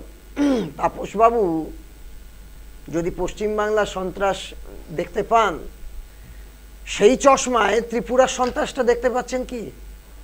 64% আসনে পঞ্চায়েত নির্বাচনে বিনা প্রতিদ্বন্দ্বিতা হয়। ভারতবর্ষের একটা রাজ্য দেখান যেখানে একটা নির্বাচনে 64% আসন বিরোধীরা প্রার্থী দিতে পারে না। ভারতবর্ষের একটা রাজ্য দেখান, ত্রিপুরার মতো রাজ্য দেখান, যেখানে প্রাক্তন মুখ্যমন্ত্রীর বাড়িতে পর্যন্ত আক্রমণ হয়, মানিক সরকারের বাড়িতে পার্টি অফিস জ্বালিয়ে দেওয়া হয়, একটার পর একটা মিছিল আক্রান্ত হয়, লুটপাট হয়ে যায়। একটা রাজ্য দেখান ত্রিপুরার মতো। কারণ হচ্ছে কেন? কারণ হচ্ছে অবাধ শান্তি বিচরণ করছে বিজেপি শাসিত ত্রিপুরা রাজ্য। উত্তরপ্রদেশের যোগী আদিত্যনাথের রাজ্য চলছে, সরকার চলছে। মহিলা নির্যাতনে ভারতবর্ষে এখন প্রথম স্থান অধিকার করেছে। 2014 সালের পরের থেকে ভারতবর্ষে উত্তরপ্রদেশ প্রথম স্থান নারী নির্যাতনে, দ্বিতীয় স্থান পশ্চিমবাংলা। তাপসবাবু তো বলছেন। আচ্ছা তাপসবাবু, এই উত্তরটা দিন যে ভারতীয় জনতা পার্টি বলছেন ভারতবর্ষের মানুষের এটা পার্টি, একটা রাজনৈতিক দল। আচ্ছা, উনি জবাব দিতে পারবেন? এই নির্বাচনেও দেখুন, আপনি প্রার্থীদের তালিকা বের করুন, তৃণমূল থেকে ঘর ওয়াপসি করে আসা বিজেপিতে 4 জন হচ্ছে প্রার্থীর সংখ্যা, আবার বিজেপি থেকে তৃণমূলে আসা তৃণমূলের প্রার্থী 5 জন। মানুষ কি চায় এইটা? একটা বামপন্থীদের নজির দেখান। বামপন্থীদের নীতিগত প্রশ্নে দাঁড়িয়ে মানুষের স্বার্থ রক্ষা করবার জন্যই আমাদের রাজনীতি, সমাজ বদলের রাজনীতি, আমাদের চেয়ার দখলের রাজনীতি নয়। সুতরাং ওয়াশিং পাউডার নিয়ে আমাদের রাজনৈতিক দল সিপিআইএম ঘোরে না যে একটা ক্রিমিনাল, একটা দুষ্কৃতী, একটা দুর্নীতিবাজ, তাকে সাবান দিয়ে ধুয়ে দিলে সে রাতারাতি পরিষ্কার পরিচ্ছন্ন হয়ে গেল আর মানুষের কাছে প্রার্থী হিসাবে হাজির করলাম। আপনার এই ওয়াশিং পাউডারের বিষয় নিয়ে আমি যাব, আমাদের সঙ্গে সোমেন চ্যাটার্জি রয়েছেন। সোমেন বাবু, আমাদের অনুষ্ঠানে আপনাকে স্বাগত। এবং সোমেন বাবু রাজনৈতিক বিশ্লেষক, এবং তার কাছে যে প্রশ্নটা আমি মূলত করব, যে আজকে বারবার করে যে অভিযোগটা বিভিন্ন জায়গায় উঠে আসছে যে রাজনৈতিক পালাবদল, এবং পালাবদল শুধু নয়, এতে সাধারণ মানুষের কতটা তাদের যে ভোটদানের যে তাদের ইচ্ছা এবং সেই ভোটদানটা কতটা বিঘ্নিত হচ্ছে এই পালাবদলের ফলে, এবং তাদের মর্যাদা কতটা নষ্ট হচ্ছে। এবং পাশাপাশি একটা রাজনৈতিক দলে কেউ থাকলে সে সম্পদ, আর অন্য রাজনৈতিক দলে চলে গেলেই সে তখন গুন্ডা। এই কালচারটা আমাদের কি গণতন্ত্রের পক্ষে আদৌ কি উপকারী, না কতটা ক্ষতিকারক? সোমেনবাবু, আপনার কাছে এটা প্রশ্নটা আমার। এর আগে অনেক আলোচনাতেই আমরা জেনেছি, এবং আজকেও পুরো আলোচনা আমি মন দিয়ে শুনছি। তাতে খুবই গুরুত্বপূর্ণ এই প্রথম পর্বের নির্বাচনে উপস্থাপন করেছেন সঞ্চালক মহাশয়। সেটা হচ্ছে ক্রমশ এই যে দলবদল, এবং দলবদলের সঙ্গে মানুষের আস্থার বদল, এটা তো হয় না। অর্থাৎ মানুষ তার অনেক আশা আকাঙ্ক্ষা আস্থা নিয়ে আগামী 5 বছরের জন্য তার জীবন জীবিকার ক্ষেত্রে সাথী বন্ধু হিসাবে যে প্রতিনিধিত্বকারীকে তিনি পাঠাতে চান, তার প্রতি তিনি তার ভোটটি দেন। কিন্তু পরবর্তী সময় যখন দেখা যায় তার ভোটের মূল্যটা পর্যবসিত হয় ঠিক তার বিপরীত আশা আকাঙ্ক্ষা সম্বলিত যে প্রার্থী বিরোধী হিসাবে, তার মনোনীত বিরোধী হিসাবে দাঁড়িয়েছিল, সেই দলেই তিনি তখন যোগ দেন।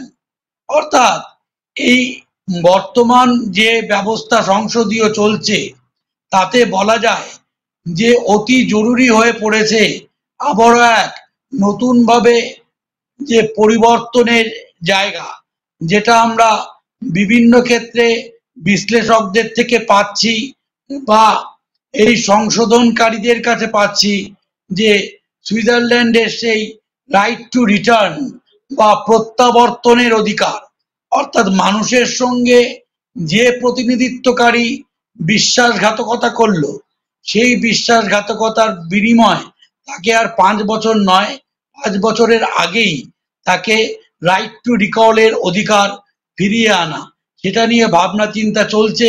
এবং আমার বিশ্বাস যথাযথভাবেই যে প্রশ্নটি সঞ্চালক মহাশয় তুলেছেন, সেটি ভোটারদের মনে যে সংশয় জ্ঞাপন করছে, তা আমাদের সংসদীয় গণতান্ত্রিক রাজনীতির ক্ষেত্রে একটা বলা হয় হর্স ট্রেডিং পলিটিক্সের জন্ম দিচ্ছে, এবং মানুষের ভোটাধিকারের অনীহাকে জ্ঞাপন করছে, যা গণতন্ত্রের পক্ষে একান্তই দুর্ভাগ্যজনক। ধন্যবাদ সোমেনবাবু। এবং সোমেনবাবুর কাছে আমি আবারও ফিরে আসবো, এবং সেই বিষয়ে বরুণদার কাছে আমি যাচ্ছি। যে সোমেনবাবু যে কথাটা বলছে, এটা গণতন্ত্রের পক্ষে বিপজ্জনক। আমরা ভোটে আজকে সকাল থেকে আমি গন্ডগোল দেখছি। তার আগে আমি যাব বরুণদার কাছে, এবং তার আগে আরেকটু বলে দিই আপনাদের কাছে যে সকাল 10টা থেকে 11টার মধ্যে প্রায় এখনও পর্যন্ত 132খানা অভিযোগ জমা পড়েছে, এবং তার ভিতর 16টি অভিযোগ আরও এক্সট্রা পড়েছে, এবং তার ভিতর 7টি হলো কোচবিহার নিয়ে। এবং পাশাপাশি আরও বিভিন্ন জায়গায় কোচবিহারে মাথাভাঙা নায়ারহাটে 1 নম্বর ব্লকে তুমুল মারামারি হয়েছে, এবং তৃণমূলে পোলিং এজেন্টকে বসানো নিয়ে অশান্তি হয়েছে, সেখানে মারধরের অভিযোগ করা হয়েছে। এবং পাশাপাশি আরও বিভিন্ন জায়গার থেকে কিন্তু অভিযোগ এসে জমা পড়ছে, এবং সেটা সরাসরি ইলেকশন কমিশনেই জমা পড়ছে। এবং যে বিষয় নিয়ে সকাল থেকেও আমরা দেখাচ্ছিলাম যে বিভিন্ন জায়গায় যে গণ্ডগোলে একটা বাতাবরণ সৃষ্টি হচ্ছে, যদিও এখনও পর্যন্ত তুলনামূলকভাবে কিছুটা কমেছে, যেটা সকালবেলায় ফার্স্ট মর্নিংয়ে মানে ফার্স্ট যখন পোলিং স্টার্ট হয় তারপর থেকে যে গণ্ডগোলগুলো চলছিল, এবং তারপরে এখন কিছুটা স্থিমিত, অর্থাৎ এটা বলা যেতে পারে কিছুটা কন্ট্রোলে নিয়ে আসছে। এবং সেই জায়গাটা দাঁড়িয়ে আমি বরুণবাবুর কাছে যাব, যে বরুণদা, আমরা যে আলোচনাটা সোমেনবাবু বললেন, যেটা গণতন্ত্রের পক্ষে খুবই একটা ভীতিপদ জায়গায় তৈরি হচ্ছে, মানুষের একটা অনীহা দেখা দিচ্ছে এই বিষয়টার থেকে। এবং সেই সঙ্গে পরে আমি নারী বিষয় নিয়েও ঢুকছি, মহিলাদের ভোটটা নিয়েও আমি ঢুকছি, এবং সেই তার আগে আপনার কাছে যেটা এই ভীতিপদ বিষয়টা কেন হচ্ছে, এটাকে কি একটুতেই কোনোভাবে কন্ট্রোল করা সম্ভব নয়? যে আজকে নির্বাচন কমিশন বারবার করে তারা বলে যে একটা স্বচ্ছ ভোটের জায়গা। তার আগে অবশ্য আপনাদের একটা দেখিয়ে দিই যে এক মহিলা, এবং তিনি ভোট দিতে গেছিলেন, যে তিনি দেখেন যে সেখানে তিনি মৃত হয়ে রয়েছেন, এবং তার ভোট কার্যত দেওয়া হয়নি, তাকে ফিরিয়ে দেওয়া হয়, কারণ ভোটার লিস্টে তাকে মৃত বলে অলরেডি ডিক্লেয়ার করে দেওয়া হয়েছে এবং সরকারি সমস্ত সুযোগ সুবিধা আর তিনি বঞ্চিতই হয়ে রইলেন। সেই সিনটাকে একটু দেখিয়ে নিই, আমি পিসিআরকে বলবো সেই বিষয়টা একটু চালানোর জন্য।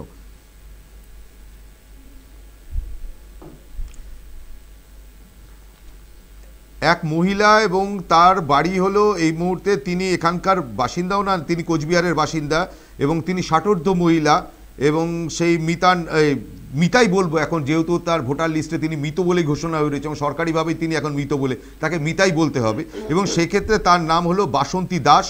তিনি বৈতাগুড়ি হাই স্কুলে ভোট দিতে যান সকালবেলায় এবং যাওয়ার পরেই সেখানে তাকে দেখানো হয় যে ভোটার লিস্টে তিনি মৃত। জেলা শাসকের দপ্তরে তিনি যোগাযোগ করেন এবং সেখানেও দেখা যায় তিনি সেখানে মৃত হয়ে রয়েছেন, অথচ তিনি বহাল তবিয়েতে তিনি যাচ্ছেন ভোট কেন্দ্রে ভোট দেবেন বলে। আপনারা দৃশ্যটা দেখতেও পাচ্ছেন এবং তিনি গেছিলেন কিন্তু তিনি ভোট দিতে যেতেও পারেননি এবং সেই ভোট দিতে না পারার কারণ হলো তিনি মৃত বলে অলরেডি ঘোষিত। অর্থাৎ ভোটার লিস্ট যে সংশোধনী করা হয়েছিল, এবারে স্ক্রুটিনি করা হয়, স্ক্রুটিনির পরে সে সংশোধন করা হয় এবং সংশোধনের ক্ষেত্রেও দেখা যায় এই যে এই মহিলা যাকে আমরা দেখাচ্ছি স্ক্রিনে, তিনি গিয়েছিলেন ভোট দিতে এবং ভোট দিতে যাওয়ার পরে দেখা যায় তিনি মৃত। অর্থাৎ সেই স্ক্রুটিনি, এই স্ক্রুটিনির ভিতরেও এটাও একটা রহস্যময় জিনিস। এটাও আমি বরুণদার কাছে যাব এবং তাপসদা সবার কাছে আমি বিষয়টা করব। এই যে আমরা যখন দেখেছিলাম যে বাম আমলেও যখন ভোটের স্ক্রুটিনি তৈরি করা হতো এবং তার আগেই দেখা যেত যে অনেক সময় বিরোধীরাও যারা আছে তারা অভিযোগ তুলছ যে অনেককে এরকম মৃত বলে ঘোষণা করে দেওয়া হয়েছে বা অনেকের নাম কেটে বাদ দিয়ে দেওয়া হয়েছে। এটা কতটা সঠিক এবং এতে ভোটে কোনো ইম্প্যাক্ট পড়ে কিনা? শুধু বাম আমল না, এখনও হচ্ছে এই ঘটনাটা। না, আপনি তো এর আগেও দেখেছেন যে মৃত ভোটার ভোট দিয়ে গেছে এবং একটা না একাধিক সত্যি সত্যি তারা মারা গিয়েছেন, তারা হচ্ছে ওপর থেকে নেমে এসে মর্তে ভোট দিয়ে যাচ্ছেন। এটা দেখা গেছে, সাংবাদিকদের ক্যামেরাতেও ধরা পড়েছে এবং খবরেও এসেছে। আর ঠিক তার উল্টো হয়েছে যে জ্যান্ত মানুষ মারা গিয়েছে। আসলে নির্বাচন কমিশনের কাজটা, যেটা ভোটার লিস্ট সংশোধনের কাজ এবং পরিমার্জন, পরিবর্ধন, সংযোজন, বিয়োজন যে কাজগুলো হয়, সে কাজগুলো করছে কারা? আমাদের রাজ্যে কাজগুলো করছে আমাদের রাজ্যের সরকারি কর্মচারীরা এবং আধা সরকারি কর্মচারীরা, পৌরসভা পঞ্চায়েতের কর্মীরা। আসলে সর্ষের মধ্যে তো ভূত। ডিএম থেকে পুলিশ সকলেই একেবারে পোলারাইজড। মমতা বন্দ্যোপাধ্যায়ের অঙ্গুলি হেলনে প্রশাসন পরিচালনা করছেন। মুখ্যমন্ত্রী যদি বলেন কোনো ডিএমকে যে আজকে সূর্য পশ্চিম দিকে উঠেছে, ডিএম এর অনিচ্ছা থাকা সত্ত্বেও তাকে স্বীকার করতে হবে। কিন্তু বলুন তো, এটাও ঘটনা, এটা কিন্তু বারবার করে একটা জায়গায় রাজনীতির অন্দরমহলে এটা প্রচলিত শব্দ। ঠিক যেভাবে ভোট মেশিনারি শিখতে গেলে বামপন্থীদের কাছে শিখতে হবে কিভাবে মেশিনারিজ হয়, এটা কিন্তু এখনো পর্যন্ত রাজনৈতিক মহলে চর্চা। ভোট মেশিনারি মানেটা কি? মানুষের মন জয় করে, মানুষের মন জয় করে মানুষের কাছে পৌঁছানো, তারপরে বাড়ি বাড়ি ধান পৌঁছানো পরে এবং মানুষের মতামতকে তাদের পক্ষে নিয়ে আসার জন্য যে মেশিনারি, সেই মেশিনারি বামপন্থীদের কাছে শেখা উচিত। কারণ হচ্ছে বামপন্থীরা গ্রাসরুটে রাজনৈতিক কর্মসূচি পরিচালনা করেন এবং মাছের সঙ্গে জলের যে সম্পর্ক, একজন সিপিআইএম কর্মীর সঙ্গে মানুষের সেই সম্পর্ক, ইদানিং হয়তো কিছু বিচ্ছিন্নতা দেখা গিয়েছিল, যার ফলে মানুষের থেকে আমরা কিছুটা দূরে সরে গিয়েছি। অস্বীকার করার জায়গা নেই। তবে বরুণদা, আমরা বাস্তব মানুষ নিয়ে আলোচনা করছি। হ্যাঁ হ্যাঁ, নীলাবর কাছে যাবো। নীলাবর কি বলতে চাইছে? দেখুন, এই যে নির্বাচনে নাম কাটা গেছে এক ভদ্রমহিলার, যেটা নিয়ে বলছে উনি মৃত দেখা যাচ্ছে নির্বাচন কমিশনের, এইটা নিয়ে আমি বলি। বিগত 6 বছর ধরে আমি জেলা শাসকের সাথে যে সর্বদলীয় বৈঠক হয়, সেই বৈঠকে আমি অংশগ্রহণ করি এবং এই নির্বাচনের নাম তোলা, কাটা, শিফটিং নিয়ে কিন্তু একাধিক বৈঠক জেলা স্তরে জেলা শাসকের সাথে এবং সাব ডিভিশন লেভেলে এসডিওর সাথে হয়। এই বৈঠকগুলো আমরা দিনের পর দিন বলেছি, এমন বহু ভোটার আছে যারা মারা গেছেন 10 বছর, 12 বছর, এমনকি 15 বছর আগে, তাদের স্টিল আজকে নাম আছে এবং খুবই দুঃখজনক, এটা হাস্যকর। এই নিয়ে অনেক দেখি ফেসবুকে মজার মিম ছড়ায় যে 2 দিন মৃত ব্যক্তিরা মরতে নেমে আসে। এক আমরা ধরি যেদিন মহালয়া তর্পণের দিন, যার জন্য আমরা পূর্বপুরুষের তর্পণ করি, আর একটা ভোটের দিন, এবং ওনারা এসে ভোট দিয়ে যান। 15 বছর আগে যারা মারা গেছে তাদের ভোট হয়। আরেকটা জিনিস আমরা সেই ভূতের কথাই শুনবো, একটু ভূতের বক্তব্য শুনে নিই। একটু আমাকে একটু বলতে দিন। এবং সেখানে আমি আরেকটা জিনিসও দেখেছি এবং এটা আমাদের অভিযোগ যে যারা জীবিত ভোটার, যারা বৈধ ভোটার, তাদের নাম কেটে যায়। এবং এই নিয়ে আমরা একটু দীর্ঘ অভিযোগ জানি। এই লোকসভা নির্বাচনের আগে নির্বাচন কমিশন এবং উত্তর চব্বিশ পরগনার জেলা শাসকের কাছে একটা তালিকা জমা দিয়েছিলাম। সেই তালিকায় শুধু 4500 নাম কাটা গেছে বিধাননগর বিধানসভায়। তাহলে আপনারা ভেবে দেখুন, একটা বিধানসভাতেও 4500 ভুয়ো ভোট পড়ে, তাহলে কত পরিমাণে নির্বাচনের রেজাল্টটা পুরো এদিক ওদিক হয়ে যায় বিধাননগরের মতো। এই বিষয়টা নিয়ে আলোচনা করতে আসবো, এই বিষয়টা নিয়ে। তার আগে একটু ভূতের বক্তব্য শুনিনি, আমি ভূতি বলবো, কারণ যিনি জীবিত থেকেও মৃত হতে পারে তাকে ভূতি বলবো, তার একটু বক্তব্য শুনে নি। আচ্ছা, ভোট দিতে গেছিলেন? কখন গেছিলেন ভোট দিতে? 7:30টার সময়। তারপর কি হলো? লাইনে দাঁড়াইলাম, ভিতরে ঢুকলাম, ওরা সিলিপ দেখলো, হ্যাঁ, দেখার পরে বললো যে মিলতেছে তো না, তাহলে কি করি এখন, আপনি একটু বসেন। হ্যাঁ, পরে বসলো। তারপরে এক মাস্টার, উনি তো সব বাড়ি বাড়ি স্লিপ দিছে, আমাকে স্লিপ দেয়নি। আচ্ছা, আজকে সকালে আপনার মা গেছিল ভোট দিতে, তারপর কি হলো? তারপরে ভোট দিতে গিয়ে আমি তো জানি না, মা তো চলে গেছে। পরে এখন আমিও বেরিয়ে এলাম, বাইরে দেখি মা আমাকে এটা করছে যে ভোট দিতে পারলাম না। কেন বললো, ভিতরে ঢোকার পরে করছে যে আমি বলে মৃত, আমি কেন ওই কথা বলবে। তারপরে সবাইকে আমি বললাম, বলার পরে আবার ওই ইসে করা হইলো, মাকে নিয়ে যাওয়া হইলো, গিয়ে ওখানে কী কী দেখলো, দেখার পরে তো তাও ভোটটা হলো না। আমাদের সঙ্গে এই মুহূর্তে অনলাইনে রয়েছেন এবং সেটা জলপাইগুড়িতে রয়েছে অমিতলাল চক্রবর্তী, এবং তিনি আইনজীবী। এবং তার কাছে আমার যে প্রশ্নটা, এই যে ভোটের যে লিস্ট, এবং সেই লিস্টে এই যে আজকে যে মৃত দেখা গেল, এবং সেক্ষেত্রে সেই মৃতকে জীবিত করতে গেলে তো আর হসপিটালে সম্ভব নয় যে হসপিটালে বেডে শুয়ে দিলাম, শুয়ে দিয়ে মৃতকে জীবিত নিয়ে করে আসলাম, নতুনভাবে জীবন দান করলাম, এবং সেটা তো সম্ভব না। সেক্ষেত্রে দাঁড়িয়ে এই মানুষ আজকে যিনি সরকারি সুযোগ সুবিধার থেকে বঞ্চিত হচ্ছেন, যিনি আজকে তার গণতান্ত্রিক অধিকার তিনি প্রয়োগ করতে পারলেন না, সেক্ষেত্রে দাঁড়িয়ে তাকে কিভাবে পুনরুজ্জীবিত করা যাবে এবং সেটা আইনি প্রক্রিয়া কী কীভাবে পদ্ধতি আছে, একটু আমি আইনজীবী রয়েছে, আমি তার কাছে একটু জেনে নিতে চাইছি।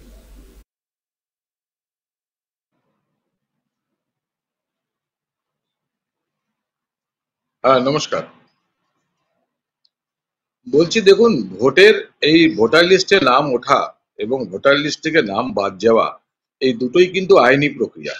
এই দুটো আইনি প্রক্রিয়ার আমাদের যে সমস্ত আইন দ্বারা এটা মানে গভর্ন হয়, সেই সমস্ত আইন দিয়েই এগুলো করা উচিত। যদি দেখা যায় যে কোনো মানুষ জীবিত থাকা অবস্থায় সে তার ভোটার লিস্টে নাম নেই, সে ইমিডিয়েটলি ইলেকশন অফিসে গিয়ে তার রিপোর্ট করতে হবে, কনসার্ন এসডিও বা ডিএম অফিসে গিয়ে তার রিপোর্ট করতে হবে, এবং সে যে জীবিত আছে তার প্রমাণপত্র জমা দিয়ে তার নামটা ভোটার লিস্টে তুলতে হবে। কিন্তু দুঃখজনক ব্যাপার হচ্ছে এইটাই যে আমরা জেনে বুঝে, সরকারি কিছু মেশিনারিজ জেনে বুঝে জীবিত লোককে মৃত করে দেওয়া হয় এবং মৃত লোককে জীবিত রাখা হয় এই সুবিধা দেওয়ার জন্য, যে যাকে আমি রাখলাম ভোটার লিস্টে সে আমার হয়ে ভোট করবে, আর যাকে আমি মৃত ঘোষণা করলাম সে হয়তো বিরোধী পক্ষের ভোটার বলে জানা আছে বলে সেটাকে করা হয়। এটা সবই যে রুলিং পার্টি থাকে, সেই রুলিং পার্টির অঙ্গুলি হেলনেই এই কাজগুলো হয়। কিন্তু মানুষ তো চাইলেই তার নিজের নামটা ভোটার লিস্টে তুলতে পারবে না, তার একটা সরকারি প্রক্রিয়া আছে। এবার সরকারি প্রক্রিয়ার মধ্যেই যদি ভূত থাকে, তাহলে পরে রুলিং পার্টির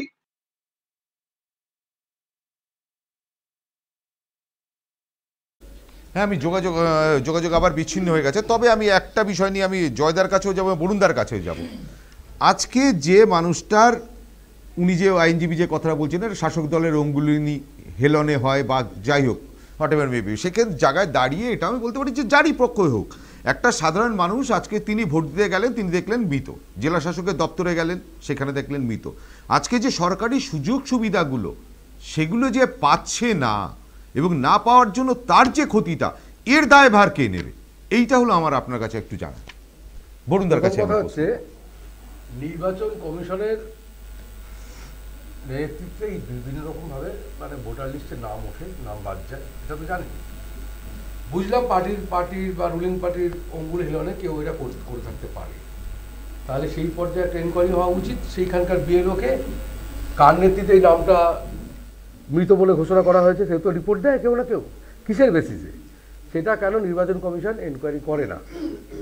আচ্ছা, তাহলে উনি যেমন বললেন যে রুলিং পার্টির অঙ্গুলি হিলনেই চলে নির্বাচন কমিশন, তাহলে আমরা সেই সূত্র ধরে তো আমরা দিল্লির কথাও বলতে পারি, মোদি গভর্নমেন্টের কথাও বলতে পারি, তাই কি না? তাই দায়িত্বটা কার? নির্বাচন কমিশন একটা স্বাস্থ্য সংস্থা যা নিরপেক্ষ, তারই তো এনকোয়ারি করা উচিত যে একজন ভদ্রমহিলা বয়স্ক প্রায় 70 বছর বয়স মনে হয় আমার ধারণা যা। এই ভদ্রমহিলার নাম বাদ গেল কেন? সেখানকে বিএলও কে ছিল? সে যে দলেরই হোক, এটা এনকোয়ারি করে বার করা কার দায়িত্ব? নির্বাচন কমিশনের দায়িত্ব। আজকে এই কারণ ওনার যে সরকারি সুযোগ সুবিধাগুলো উনি আপাতত পাবেন না যতদিন না ওনার ভোটার লিস্টে আমার নাম না আসবে। তার উপযুক্ত শাস্তি দেওয়া উচিত অবশ্যই, এটাই তো আমার বক্তব্য, সে যে দলের হোক। তাপসদা কি বলছেন? জয়দা যেটা বললেন, আইনের কথা নিয়মের কথা বললেন, কিন্তু এই নিয়মটা রক্ষা করবে কে? বামপন্থীরা যখন ক্ষমতা ছিলেন বরুণবাবুরা, তখন এই নির্বাচন কমিশনের মুখ্য ভূমিকা যারা নিচের তলায় এই নাম কাটা বা জোড়ার বিয়োজন সংযোজনের কাজটা করতেন কোঅর্ডিনেশন কমিটির সমস্ত নেতৃত্ব বা তাদের কর্মীরা। আর এখন যেহেতু শাসক দল তৃণমূল কংগ্রেস, তাদের ফেডারেশন এই কাজটা এখন মেনলি করেন, তাদের সমর্থক বা কর্মীরা।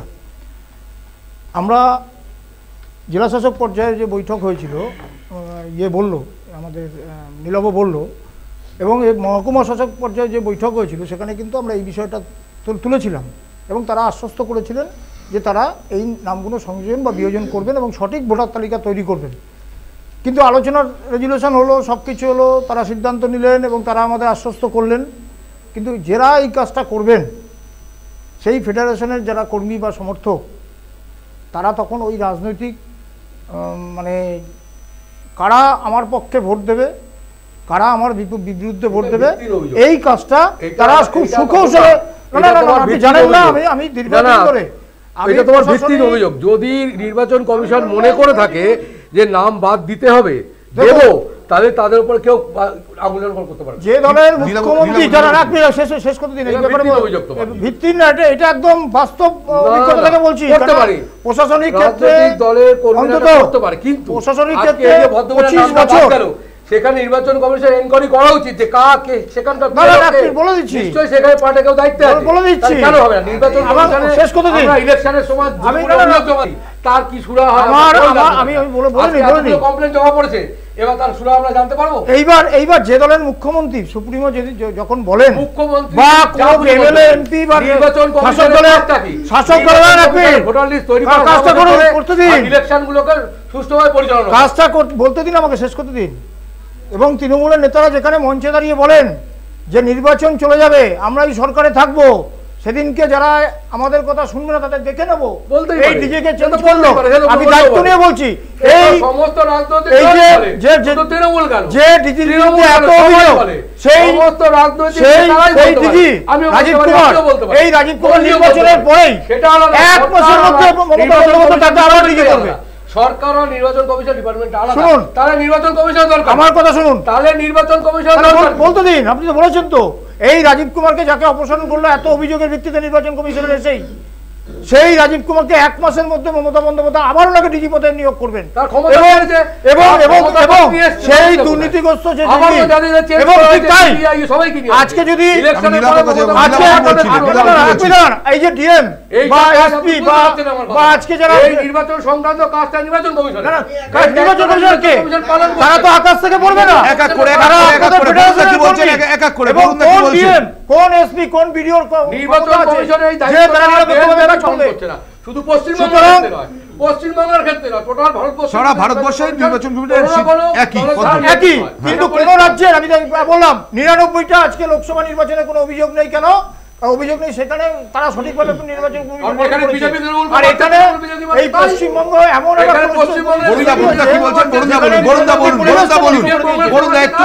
একটু আস্তে একজন করে বরুণদা বলুন। প্রশ্ন হচ্ছে, একজন মাননীয় ভোটার তিনি ভোট দিতে পারলেন না, এসে দেখলেন তিনি মারা গিয়েছেন, অন্তত নির্বাচন কমিশনের ভোটার লিস্টের খাতায় লিস্ট। খুবই দুঃখজনক। রাজনৈতিক বিতর্কে আমি এখন আর যেতে চাইছি না। আমাদের রাজ্যে ভোটার লিস্ট কিভাবে সংযোজিত হয়, কিভাবে বিয়োজিত হয় আমরা সকলেই জানি, এবং চরম রাজনীতিকরণ হয়েছে এটাও আমরা জানি। কিন্তু এখন কি হবে? আপনি যে প্রশ্নটা করছিলেন যে এখন কোন পদক্ষেপ নেওয়া উচিত, আইনজীবী বললেন কিছু কথা, কিন্তু উনি সমাধানের রাস্তাটা দিলেন না। উনি আমার মতে, আমি যেটুকু রাজনীতি বুঝি কিংবা আইন বুঝি, সশরীরে ফটোসহ তিনি উপস্থিত হয়েছেন নির্বাচন ক্ষেত্রে, প্রিসাইডিং অফিসারকে রিপোর্ট করা উচিত। তিনি হচ্ছেন দায়িত্বপ্রাপ্ত অফিসার নির্বাচন কমিশনের তরফে, এক। 2 হচ্ছে সরাসরি মহকুমা নির্বাচন আধিকারিক অর্থাৎ এসডিওর কাছে পৌঁছে যাওয়া এবং লিখিত তাকে জানানো, আবেদন জানানো যে তিনি সশরীরে জীবিত আছেন অথচ মৃত হিসাবে ঘোষণা করা হয়েছে কোন বিজ্ঞানের ভিত্তিতে, তাহলে তাকে ভোট দেওয়ার অধিকার দেওয়া হোক। এবং এই মহকুমা নির্বাচন আধিকারিক থ্রু ডিএম, জেলা নির্বাচন আধিকারিক সহ এই যে বলা হচ্ছে যে গোটা দেশে নির্বাচন প্রক্রিয়া পরিচালনার জন্য সবটা ওয়েবসাইটে ধরা হচ্ছে, তাহলে মুহূর্তের মধ্যে এখন অনলাইনে ইজিলি দেশীয় নির্বাচন কমিশনারের কাছে এই খবরটা যাবে এবং অ্যাজ আর্লি অ্যাজ পসিবল এই পদক্ষেপটা নেওয়া উচিত যাতে মাননীয় সেই ভোটার তিনি ভোট দিতে পারেন। আর সাংবাদিক বন্ধুদের কাছে আমাদের আবেদন যে গণতন্ত্রের চতুর্থ স্তম্ভ হিসাবে এই নৈতিকতা নিয়েও গুরুত্বপূর্ণ দায়িত্ব পালন করা উচিত।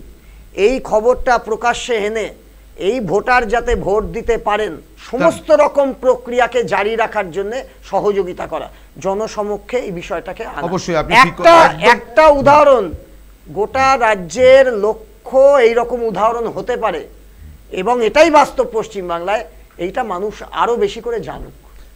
নীলাভ ব্যানার্জি, নীলাভ কি বলছিল একটু বলো। দেখুন, এই যে ভোটার লিস্টে নাম তোলা, সংযোজন, বিয়োজন বা শিফটিং, এই কাজগুলো মূলত করে থাকেন বিএলওরা। আগে আমরা দেখতাম, আজ থেকে 5-7 বছর আগে আমরা দেখেছি বিএলও কারা হয়, যারা সরকারি কর্মচারী, সে যে কোনো পদে যুক্ত থাকতে পারেন। এখন আমরা দেখছি সরকারি কর্মচারীর সংজ্ঞাকে, সরকারি কর্মচারী 3 ধরনের হচ্ছে এখন। একটা হচ্ছে যারা পার্মানেন্ট স্টাফ আছেন, একটা যারা ক্যাজুয়াল স্টাফ, একটা হয় কিছু প্রজেক্ট ভিত্তিক স্টাফ, যেমন পৌরসভার কন্ট্রাক্ট মানে প্রজেক্ট ভিত্তিক স্টাফ, এটা কন্ট্রাকচুয়ালও না। এই প্রজেক্ট ভিত্তিক কি, যেমন দেখা যাচ্ছে হাউস টু হাউস সার্ভে বলে একটা পৌরসভার একটা প্রজেক্ট চলে, ডেঙ্গুর সার্ভে একটা প্রজেক্ট চলে, একটা হচ্ছে আশাকর্মীর প্রজেক্ট দেখা যাচ্ছে, কি দেখা যাচ্ছে আইসিডিএস। তো এদেরকেই আজকে বিএলও করা হচ্ছে এবং সেটা কিন্তু করা হচ্ছে পুরোপুরি তৃণমূলের স্থানীয় কাউন্সিলরদের সুপারিশে। এই জিনিসটা কেউ অস্বীকার করতে পারবে না। এটা আমি জেলা শাসকের বৈঠকে বসে জেলা শাসককেও বলেছিলাম, উনিও বলেছেন আমি অপরাধ, এত লোক আমার দরকার, আমি পাবো না এদের না নিলে। তো এবং এই বিএলওরা প্রত্যেকেই তৃণমূলের সক্রিয় কর্মী, প্রত্যেকটা মিটিং মিছিলে যান, এরাই তৃণমূলের এখন সম্পদ।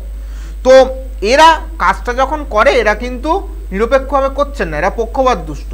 আর একজন ভোটারের নাম তখনই কাটা যেতে পারে বা তখনই কিন্তু তার নাম যোগ হওয়া বা যখন কিন্তু তার জন্য ও আবেদন করবে।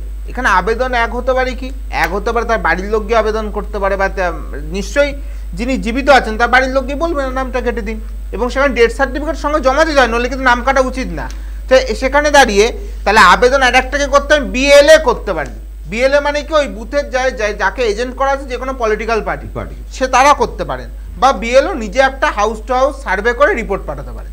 তো সেই ক্ষেত্রে দাঁড়িয়ে এটা অবশ্যই দেখার দরকার কিসের ভিত্তিতে নামটা কাটা গেল, এবং জেলার যে ইলেকশন সেল আছে ওই জেলায় এবং মহকুমার ইলেকশন সেল, সেখানে যোগাযোগ করে আমার মনে হয় না উনি এবার ভোট দিতে পারবেন, কারণ রাতারাতি আছে ভোটার লিস্টের নাম এই সম্ভাবনা খুব কম, নেই তা না তো 1% নেই বললেই চলে, কিন্তু ইমিডিয়েট এটা করা উচিত। এবং এইভাবে যে চলছে এর ফলে কিন্তু সম্পূর্ণ নির্বাচন কমিশনটা হয়তো বলছে নিরপেক্ষ, আমাদের ওখানে যে সাংবাদিক আছে এবং তাকে আমি নিজে বলবো এবং পার্সোনালি বলবো যে মহিলার পাশে দাঁড়িয়ে সমস্ত রকম সহযোগিতা করার জন্য, যাতে তার কাজ যত দ্রুত সম্ভব হয় এবং প্রশাসনিক আধিকারিক যারা আছে তাদের সঙ্গে যেন সে আমাদের সাংবাদিক কথা বলে তার প্রসেসটা ইমিডিয়েট যেন চালু করে দেয় এবং তার ব্যবস্থা যেন করে, সেটা আমরা চেষ্টা করি। চ্যালেঞ্জ ভোট পারবে, হ্যাঁ চ্যালেঞ্জ ভোট দিতেই পারে। এবং সেক্ষেত্রে দাঁড়িয়ে আমার একটা বক্তব্য আছে, আমি বলছি যে কার গাফিলতিতে এই ভদ্রমহিলার নাম বাদ গেল, সেটা ইনকোয়ারি করা প্রয়োজন। অবশ্যই সেটাও তারও যৌক্তিকতা আছে, হ্যাঁ, কারণ এরা নির্বাচন কমিশনের মাথা, কারণ তার গণতান্ত্রিক অধিকারটাকে কেড়ে নেওয়া হয়েছে হিসাব করলে, কে হরণ করলো, এবং তার একটা ইনকোয়ারি করা দরকার অবশ্যই। এবং পাশাপাশি আমি বলেছিলাম যে ডাবগ্রাম ফুলবাড়িতে যেখানে সকালবেলাতে বিজেপির পার্টি অফিস পুড়িয়ে দেওয়ার অভিযোগ উঠেছিল এবং সেখানে আমাদের ঘটনাস্থলে আমাদের সাংবাদিক রয়েছে সানিরা, এবং তার সঙ্গে আমি যোগাযোগ করার চেষ্টা করছি।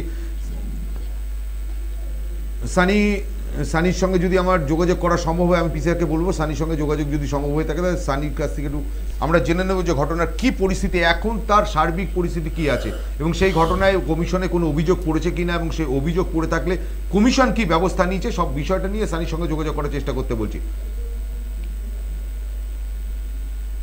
সানির সঙ্গে যদি যোগাযোগ করা সম্ভব হয় তাহলে আমরা সরাসরি সানির সঙ্গে যোগাযোগ করতে চাইছি এবং সেক্ষেত্রে দাঁড়িয়ে বলি সকাল থেকেই কিন্তু বিক্ষিপ্তভাবে বিভিন্ন জায়গায় যে গণ্ডগোলের আমরা ছবি দেখে নিয়েছিলাম এবং ভোটের সকালে এবং উদয়ন গুহকে গুন্ডা বলেছেন এবং সেটা কোচবিহারের বিজেপি প্রার্থী নিশীথ প্রামাণিক এবং তিনি গুন্ডা শব্দটাই উদয়ন গুহর বিরুদ্ধে প্রয়োগ করেছেন এবং সে পাশাপাশি এটাও বলি দিনহাটায় ভোটারদের প্রভাবিত করার অভিযোগ উঠেছে এবং তৃণমূলের অভিযোগ বিজেপির বিরুদ্ধে এবং টোটোয় করে কেন্দ্রে দিয়ে সেখানে ছাপ্পা ভোট দেওয়ার চেষ্টা করা হয়েছে তারও অভিযোগ উঠেছে এবং সকাল 11টা পর্যন্ত সারা দেশে ভোটের হার 24.05%।